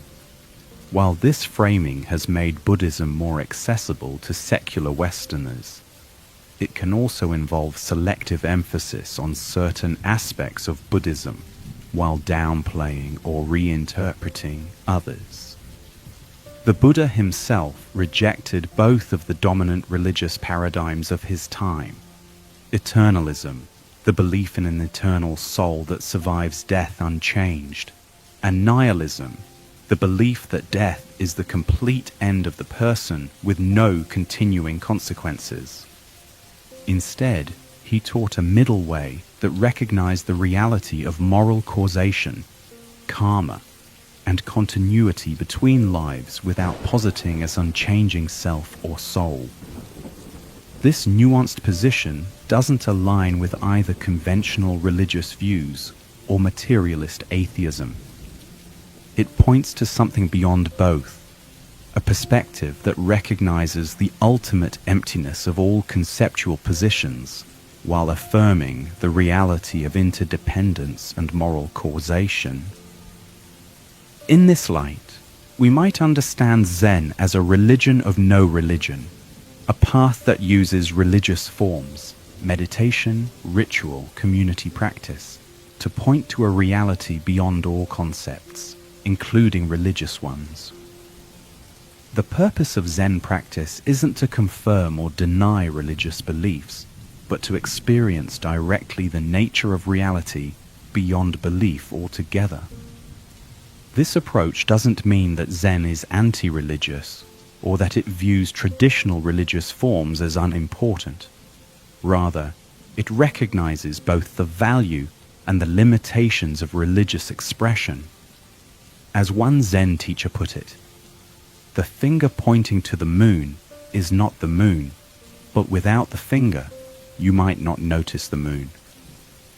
For modern practitioners navigating this territory, there's no single right approach. Some may find it valuable to engage fully with the religious dimensions of Zen, including rituals, devotional practices, and traditional cosmology. Others may focus primarily on meditation practice and philosophical insights, while setting aside elements that seem culturally specific or metaphysically speculative. What matters is not whether we categorize Zen as religious or non-religious, but whether the practices and insights help us wake up from delusion and live with greater wisdom and compassion. In this sense, Zen is pragmatic rather than dogmatic, concerned more with what works to reduce suffering than with doctrinal correctness. This pragmatic approach aligns with the Buddha's famous parable of the poisoned arrow. When questioned about metaphysical matters, like whether the world is eternal or finite, the Buddha compared such inquiries to a man shot with a poisoned arrow who refuses treatment until he knows who shot the arrow, what wood it's made from, and so on. The urgent matter is removing the arrow and treating the wound, not satisfying philosophical curiosity. In our contemporary context, where religious and secular worldviews often seem locked in conflict, Zen offers a refreshing alternative, neither accepting nor rejecting either position, but pointing to a direct experience that transcends conceptual divisions altogether.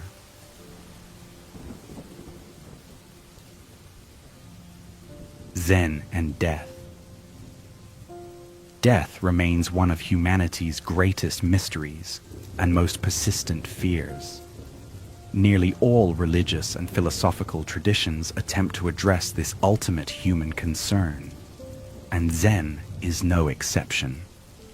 However, the Zen approach to death differs significantly from many other perspectives.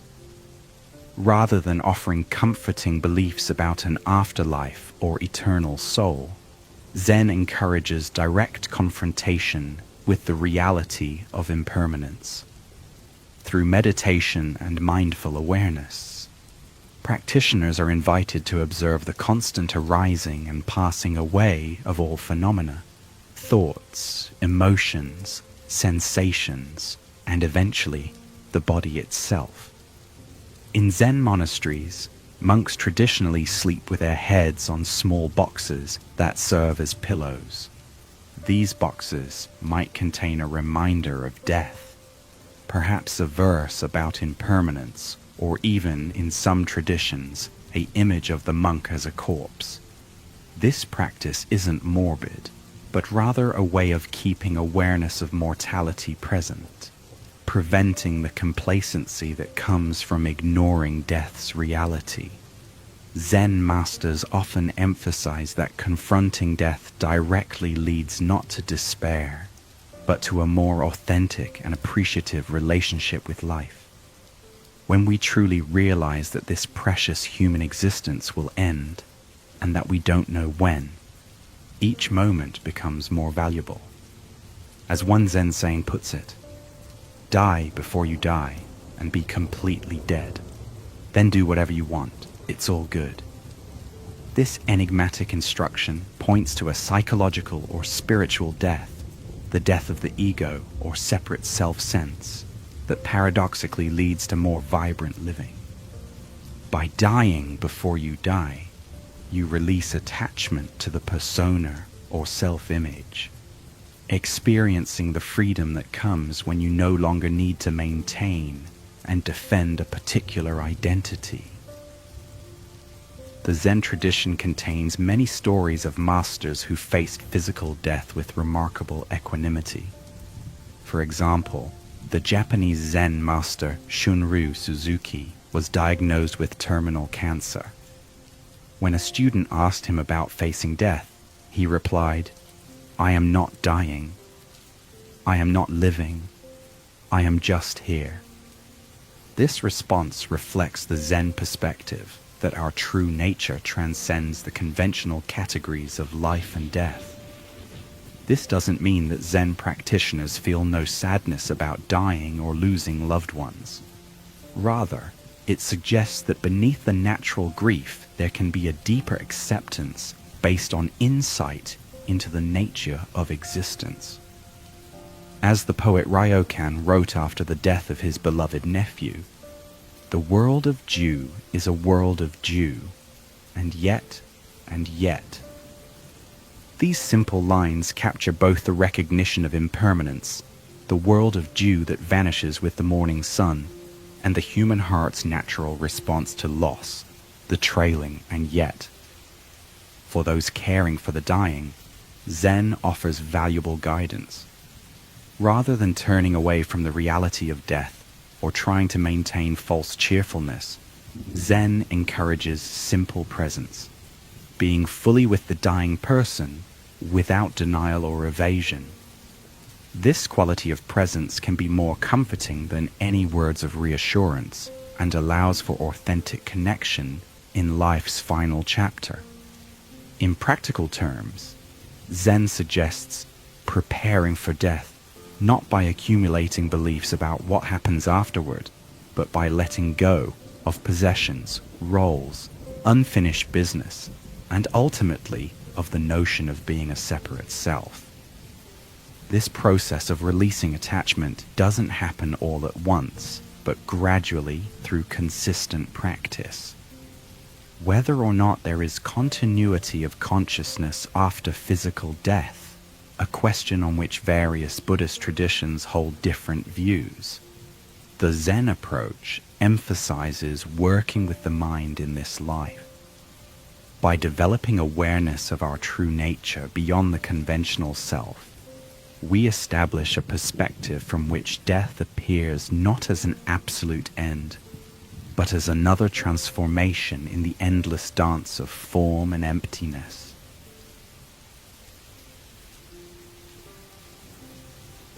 Emptiness, the heart of Zen. At the heart of Zen wisdom lies the concept of emptiness. This is perhaps the most misunderstood yet profound teaching in all of Buddhism.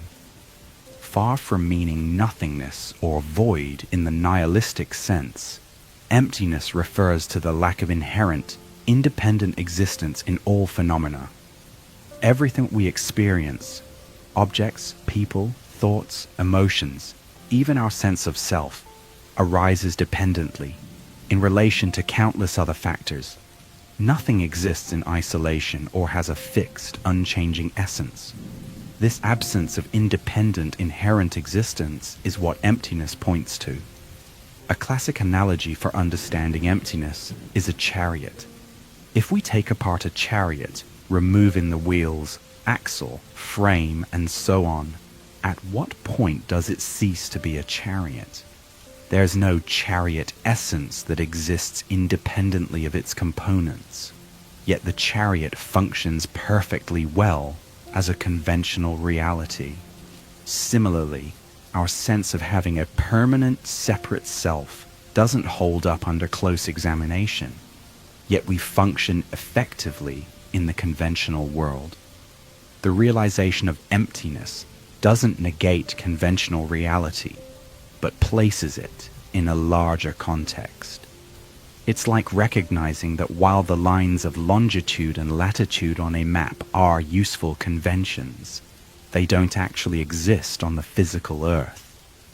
This recognition doesn't make the map useless. It simply prevents us from mistaking the map for the territory. In Zen practice, emptiness isn't just a philosophical concept, but a direct experience. Through sustained meditation and inquiry, practitioners might experience moments where the usual boundaries between self and world, subject and object, inside and outside temporarily dissolve. These experiences of non-duality offer a glimpse of reality beyond our usual conceptual frameworks. The Zen approach to emptiness is not to analyze it intellectually, but to perceive it directly. As the Heart Sutra, one of the most important texts in Zen, puts it, form is emptiness, emptiness is form. This paradoxical statement points to the inseparability of the conventional world of form and the ultimate truth of emptiness.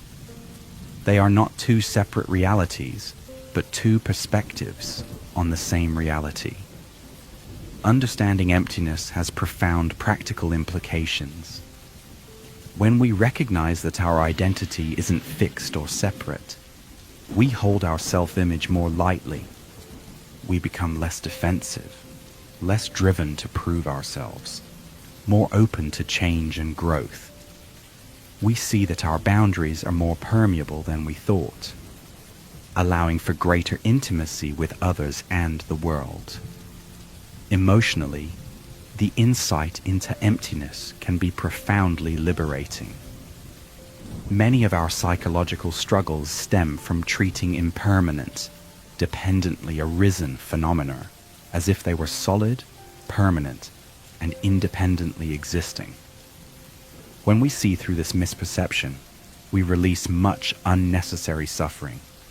For example, if I receive criticism and take it as defining who I really am, I am a failure. I create significant suffering for myself. If I recognize that both I and failure are empty concepts without inherent existence, useful conventions in certain contexts, but not absolute truths, the sting of criticism diminishes considerably.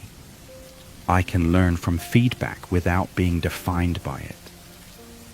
This doesn't mean living in a state of detachment or indifference. Paradoxically, when we understand emptiness, we can engage more fully with life, because we're not constantly trying to protect a fragile sense of self. We can be more spontaneous, more responsive, more present to what each moment brings. The eminent Zen teacher, Thich Nhat Hanh, coined the term into being to express emptiness in positive terms, emphasizing interconnection rather than absence.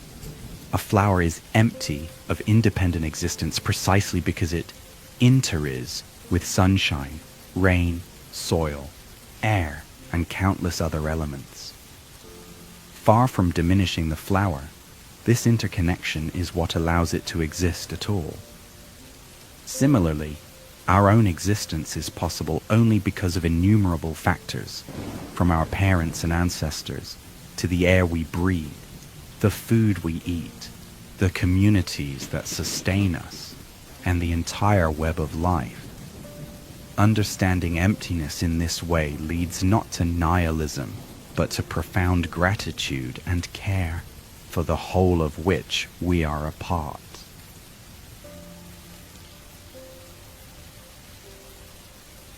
The path of not seeking.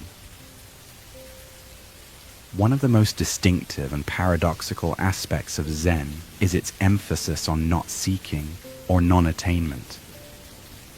While most spiritual paths focus on achieving something, whether enlightenment, salvation, or inner peace, Zen often emphasizes that there's nothing to attain that isn't already present.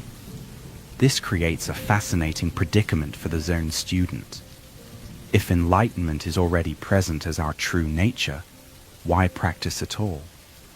Yet if we don't practice, we remain caught in delusion. So we practice, but not to get something we lack, rather to uncover what has been present all along. As Zen Master Dogen put it, if you cannot find the truth right where you are, where else do you expect to find it? This statement points to the immediacy of awakening, not as a distant goal to be achieved through years of effort, but as the very nature of this present moment when seen clearly. The Zen approach to this paradox is sometimes called effortless effort, or the action of non-action, Wu Wei in Chinese.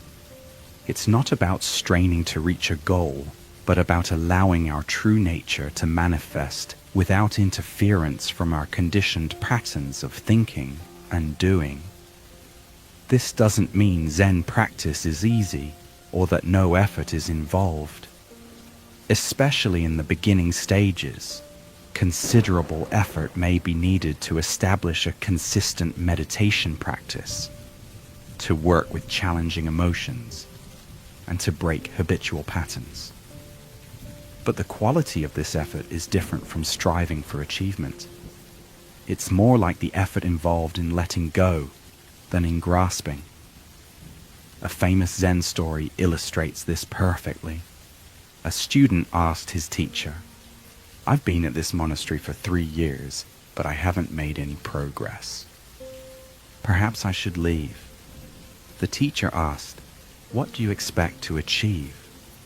The student replied, "I want to become a Buddha." The teacher picked up a tile and began polishing it.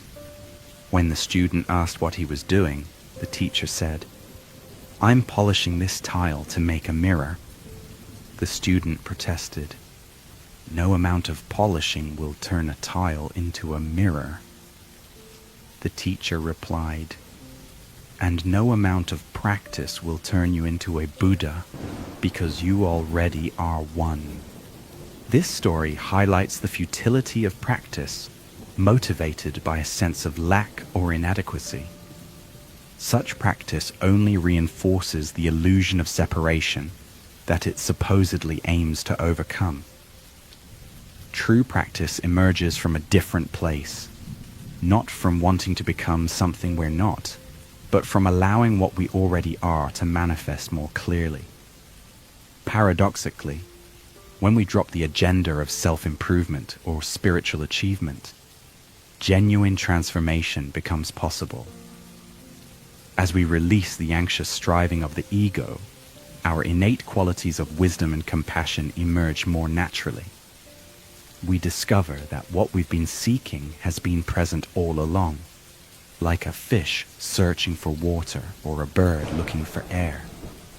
In practical terms, the path of not seeking involves a fundamental shift in motivation and attention. Rather than practicing to get somewhere or become someone, we practice to be fully present with what is. This shift doesn't happen all at once, but gradually, as we recognize the futility of the seeking mind and taste the freedom of simply being. This perspective doesn't mean abandoning aspirations or efforts toward positive change. Rather, it suggests approaching such efforts from a place of fundamental completeness rather than lack. We act not to fill a hole in ourselves, but as an expression of our already present wholeness. The path of not seeking also involves a radical acceptance of our present experience, whatever it may be. Instead of constantly evaluating our practice in terms of progress or attainment, we meet each moment freshly, without imposing expectations or judgments. This acceptance isn't passive resignation, but a clear-eyed recognition of reality as it is, the necessary starting point for any authentic response. Perhaps most challenging of all, the path of not seeking requires us to let go of the very identity of being a spiritual seeker or practitioner. As long as we think of ourselves as Zen students working toward enlightenment, we subtly reinforce the separate self-sense that practice aims to see through. True practice happens when even the identity of practitioner drops away, leaving just this moment in all its suchness. As one Zen saying puts it, before enlightenment, chop wood and carry water. After enlightenment, chop wood and carry water. The activities don't change, but our relationship to them transforms completely when we stop seeking something beyond this moment and discover the completeness that was never absent.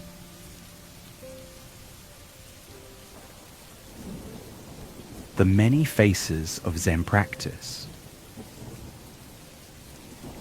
While meditation is the heart of Zen practice, there are many other forms through which Zen wisdom can be cultivated and expressed. These diverse practices accommodate different temperaments and life circumstances while pointing to the same fundamental realization. Despite Zen's reputation for minimalism, traditional Zen monasteries incorporate extensive chanting and ritual into daily practice. These elements aren't viewed as ways to petition external forces, but as embodied expressions of awakened mind.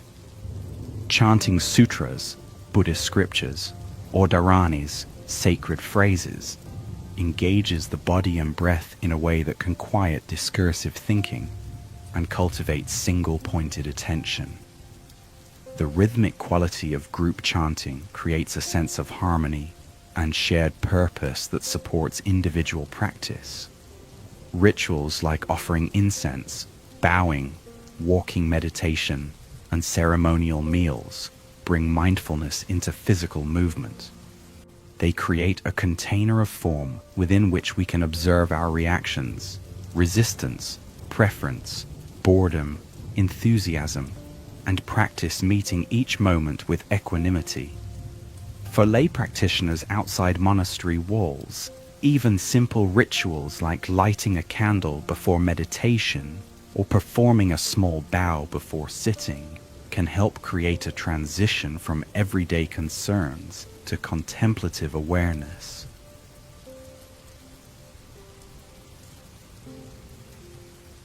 In Zen monasteries, work is not separate from meditation, but an integral part of practice. Whether cooking, cleaning, gardening, or maintaining buildings, each task is approached with the same attentive presence as formal sitting meditation. This integration of work and practice dissolves the artificial boundary between spiritual activities and ordinary life. It challenges the tendency to seek special experiences in meditation while remaining distracted or disconnected during practical tasks. Through work practice, we learn to bring full awareness to activities that might otherwise be done on autopilot. We discover that any activity approached with mindfulness can reveal the same insights as formal meditation.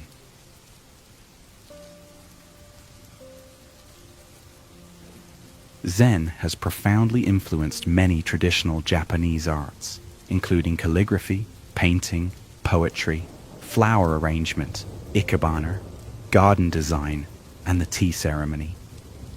These arts aren't considered mere hobbies or aesthetic pursuits, but genuine paths of awakening. In Zen arts, technical mastery is necessary, but not sufficient. The true aim is to move beyond technique to spontaneous expression that emerges when the separate self momentarily drops away.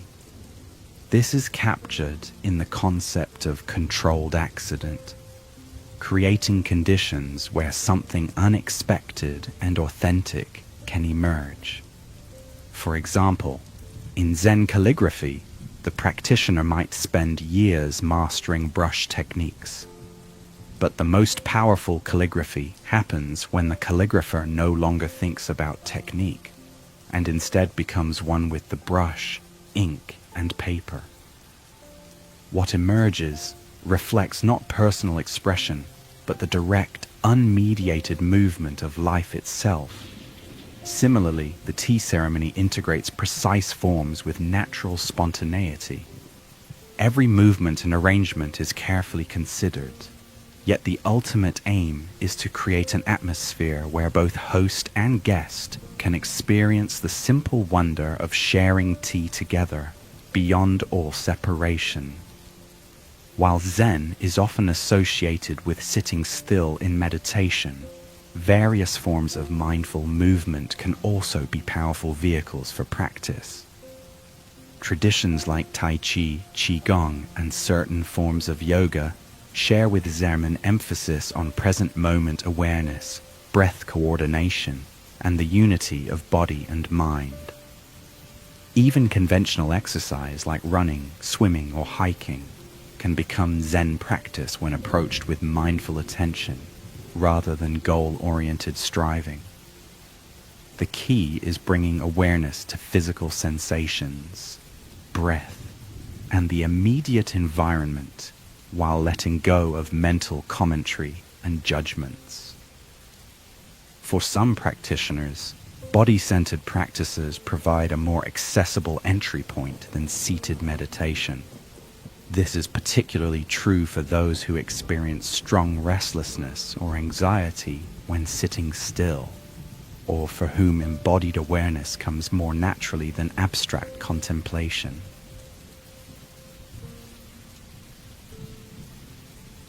While Zen emphasizes direct experience over intellectual understanding, the study of Buddhist texts and dialogue with teachers and fellow practitioners play an important role in the tradition.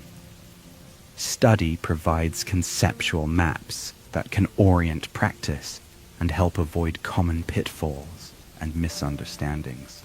In traditional Zen training, students study sutras, Buddha's discourses, shastras, commentaries, and recordings of encounters between Zen masters and their students. This study isn't aimed at accumulating knowledge, but at recognizing pointers to direct experience and clarifying the path of practice. Dialogue with teachers, whether in formal settings like private interviews, dokusan, or in casual conversations, allows for direct interaction with someone who embodies the teaching. The teacher doesn't simply impart information, but creates conditions where the student can experience insight. Group discussion, Dharma discussion, provides opportunities to articulate one's understanding, learn from others' perspectives, and recognize common patterns in practice. By hearing how others work with similar challenges, we gain fresh insights into our own experience. Increasingly, Zen practitioners are exploring forms of engaged practice that explicitly connect meditation with social action. This approach recognizes that inner transformation and social transformation are interdependent. Neither is complete without the other. Engaged practice might involve applying Zen principles to activism for environmental protection, social justice, peace, or other causes. It emphasizes bringing the qualities cultivated in meditation, presence, compassion, non-reactivity, and clear seeing, into challenging collective issues. Rather than seeing social engagement as a distraction from real practice, this approach recognizes that how we respond to suffering in the world is a crucial test and expression of our understanding.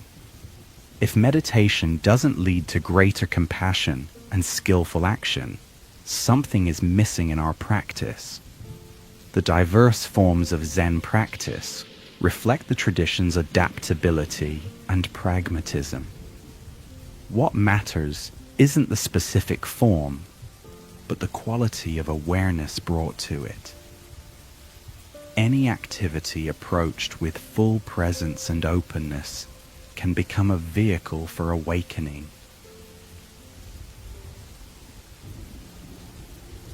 Common misconceptions about Zen. As Zen has traveled from east to west and entered popular culture, various misconceptions have arisen about its nature and practice. Clarifying these can help newcomers approach Zen with more accurate expectations. Misconception 1. Zen is about emptying the mind. Perhaps the most common misconception is that the goal of Zen meditation is to empty the mind of all thoughts. This leads many beginners to feel frustrated when they can't stop thinking, assuming they're bad at meditation. In reality, Zen practice isn't about suppressing or eliminating thoughts, but about changing our relationship to thinking. We learn to see thoughts as mental events arising and passing in awareness, rather than as absolute truths or commands we must follow. The aim isn't a blank mind, but a spacious awareness that isn't controlled by thought patterns. As Zen teacher Shunryu Suzuki put it, leave your front door and your back door open. Allow your thoughts to come and go. Just don't serve them tea. Misconception 2. Zen is passive or detached. Another common misunderstanding is that Zen cultivates a state of passive detachment or indifference. Critics sometimes characterize Zen as promoting withdrawal from life's challenges and responsibilities. On the contrary, true Zen practice leads to greater engagement with life, not less. By releasing the anxious self-concern that normally constrains us, we become more fully available to whatever the moment requires.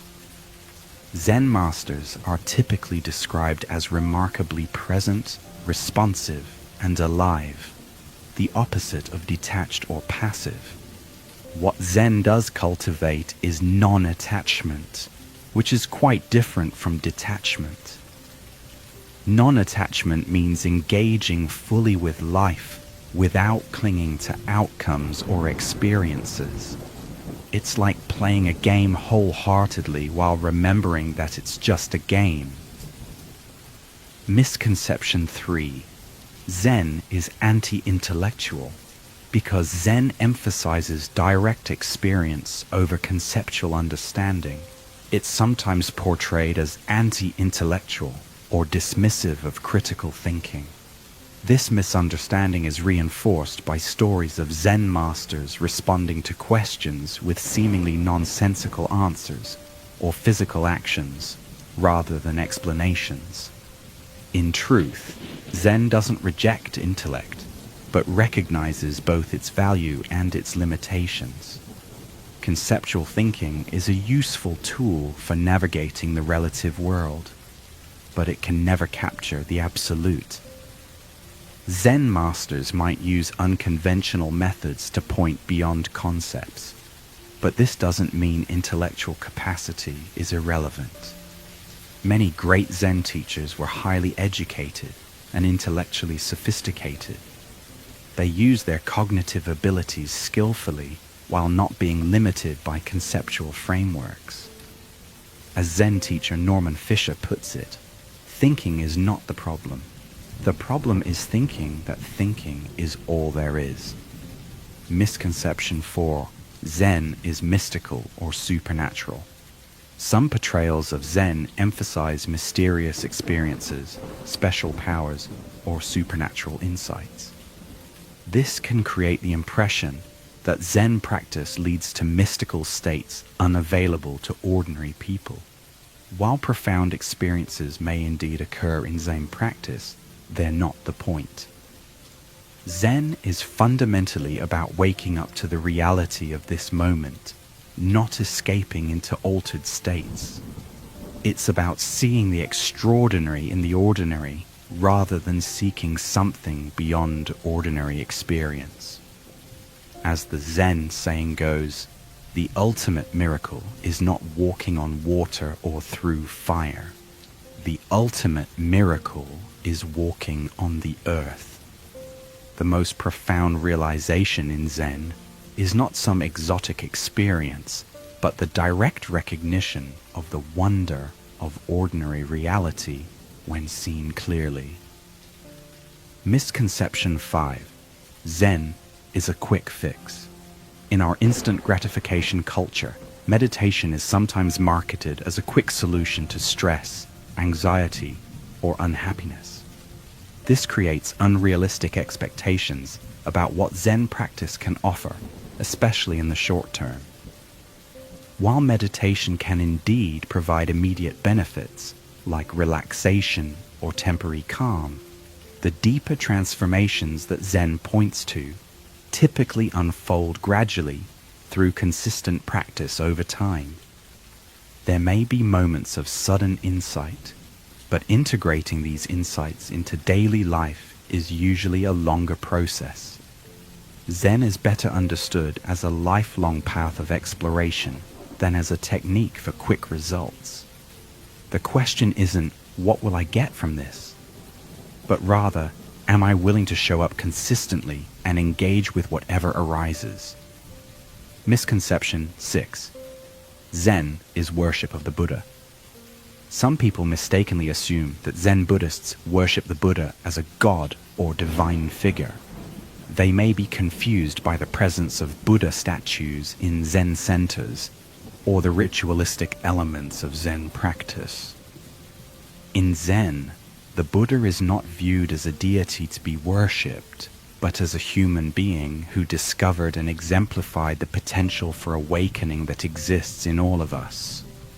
Bowing to Buddha images isn't worship in the Western religious sense, but an expression of gratitude and a recognition of our own Buddha nature. As one Zen saying provocatively puts it, if you meet the Buddha on the road, kill him.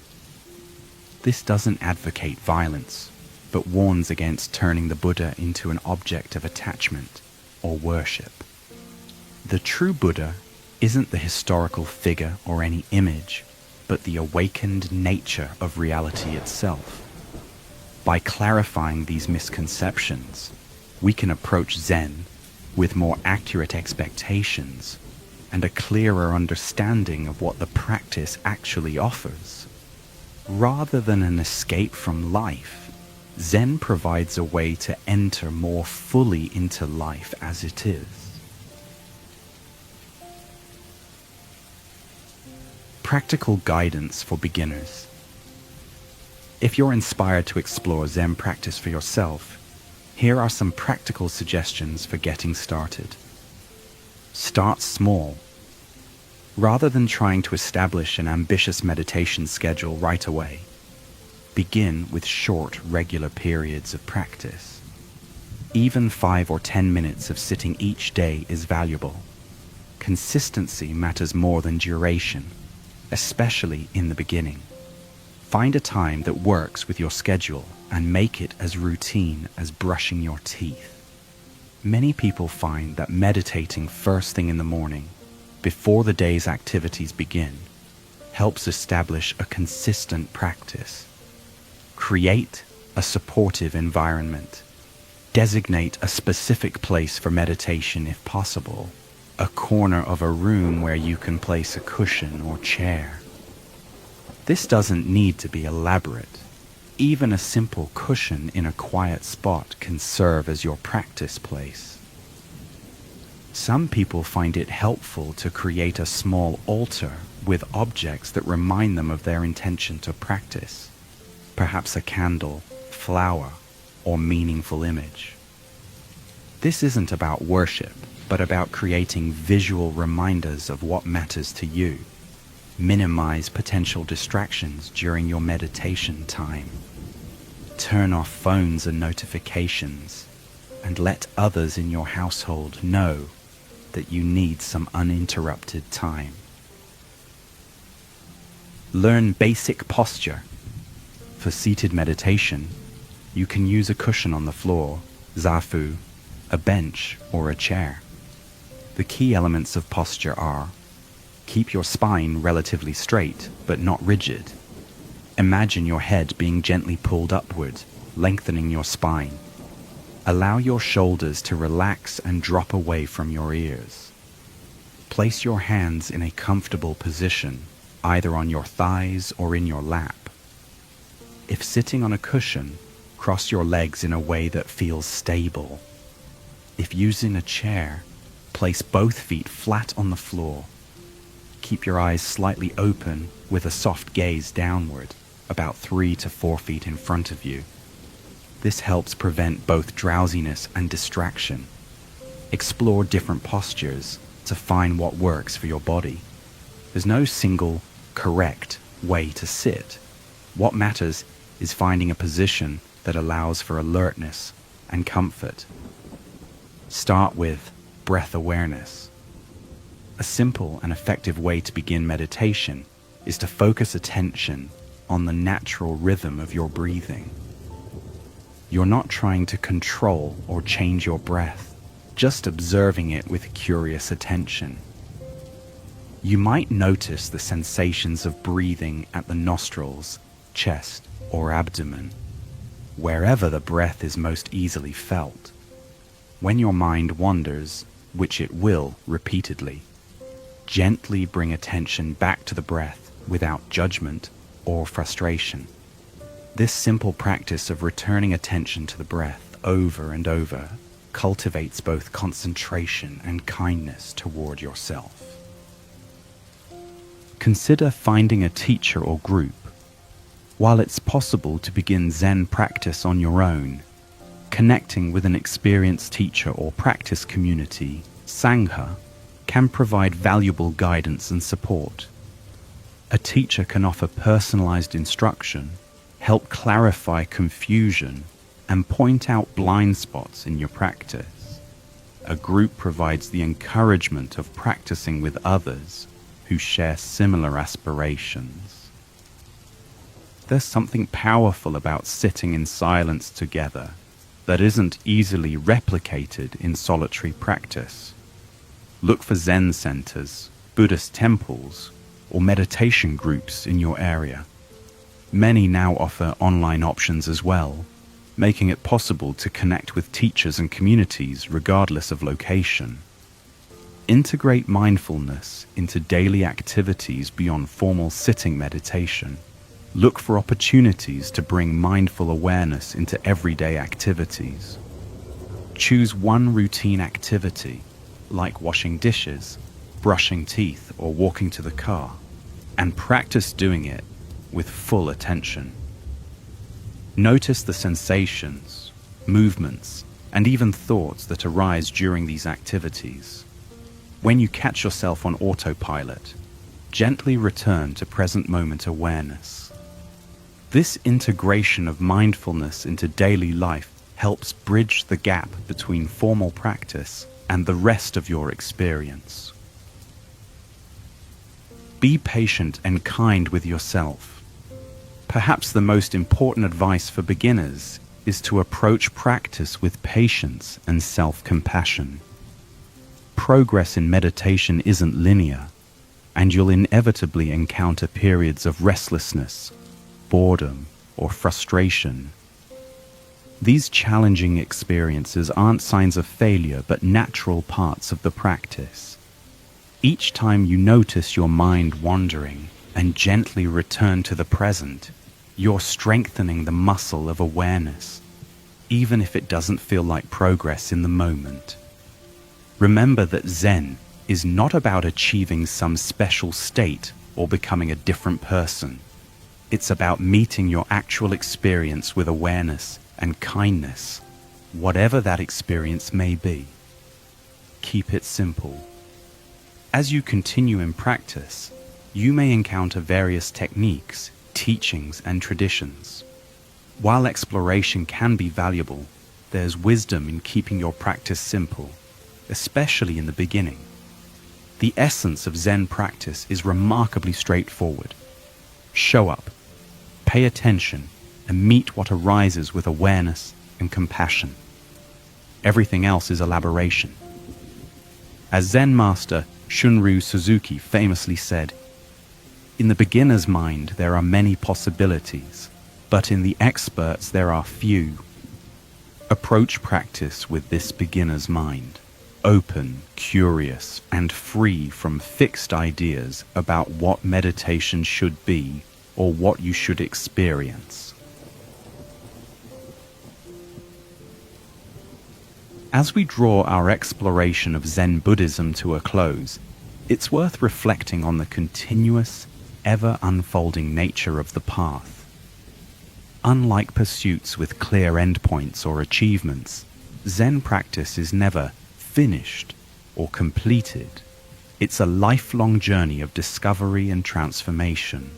This open-ended quality can be challenging for minds conditioned to seek closure and accomplishment.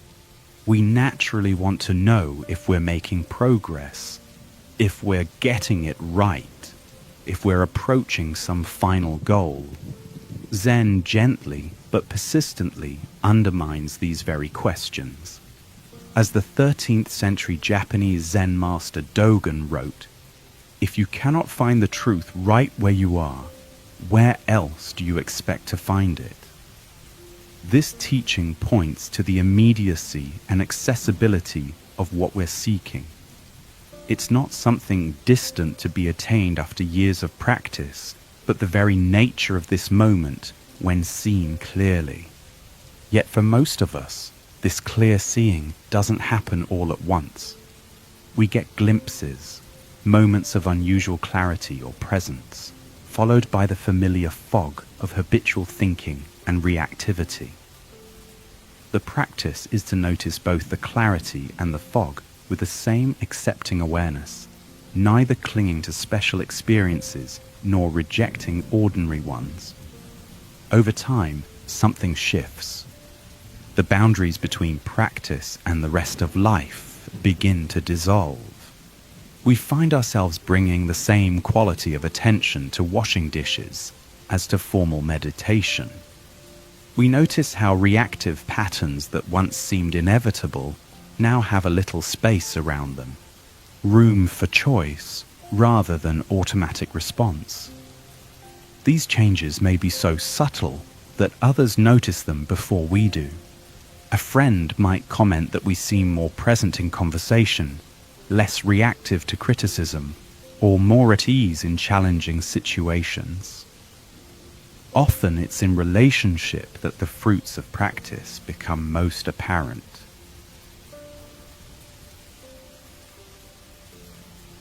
As our exploration of Zen Buddhism comes to a close, it's time to allow your body and mind to drift toward peaceful sleep. Let the concepts and stories we've explored settle gently in your awareness, without any effort to remember or understand them. Trust that what's most valuable will remain with you, even as conscious thought relaxes into the embrace of sleep.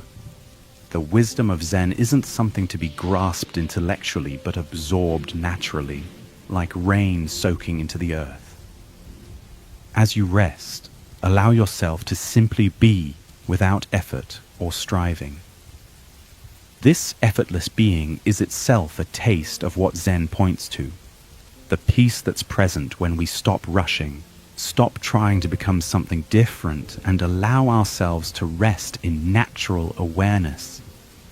Feel the weight of your body supported by the bed or surface beneath you. Notice the rhythm of your breathing, naturally flowing in and out without your conscious control. Listen to any sounds in your environment without labeling or judging them, just pure hearing. As thoughts arise, perhaps reflecting on what you've heard or planning for tomorrow, or wandering to unrelated matters, simply notice them with gentle awareness. No need to follow them or push them away. Like clouds in the sky, they can drift through the spaciousness of your awareness without disturbing its fundamental tranquility. In these moments before sleep, you're practicing what Zen calls non-doing, not actively trying to accomplish anything, not even trying to fall asleep. This letting go of effort creates the optimal conditions for deep, restorative rest.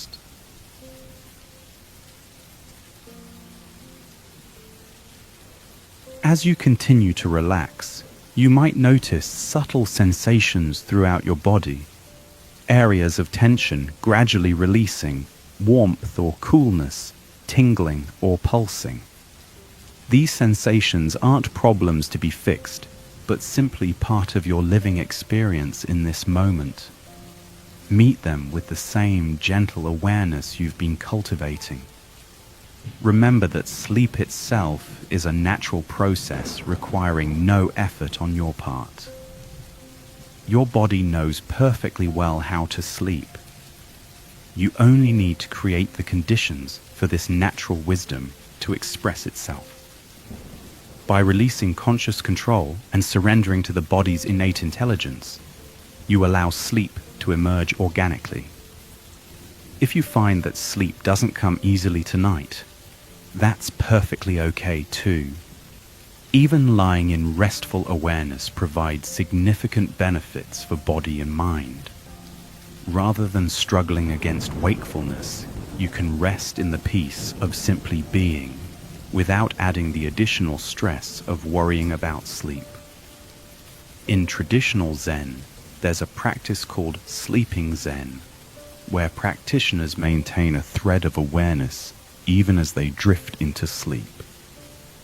This isn't about controlling the sleep process, but about allowing awareness to gently accompany you into the dream world, creating a continuity of presence between waking and sleeping states.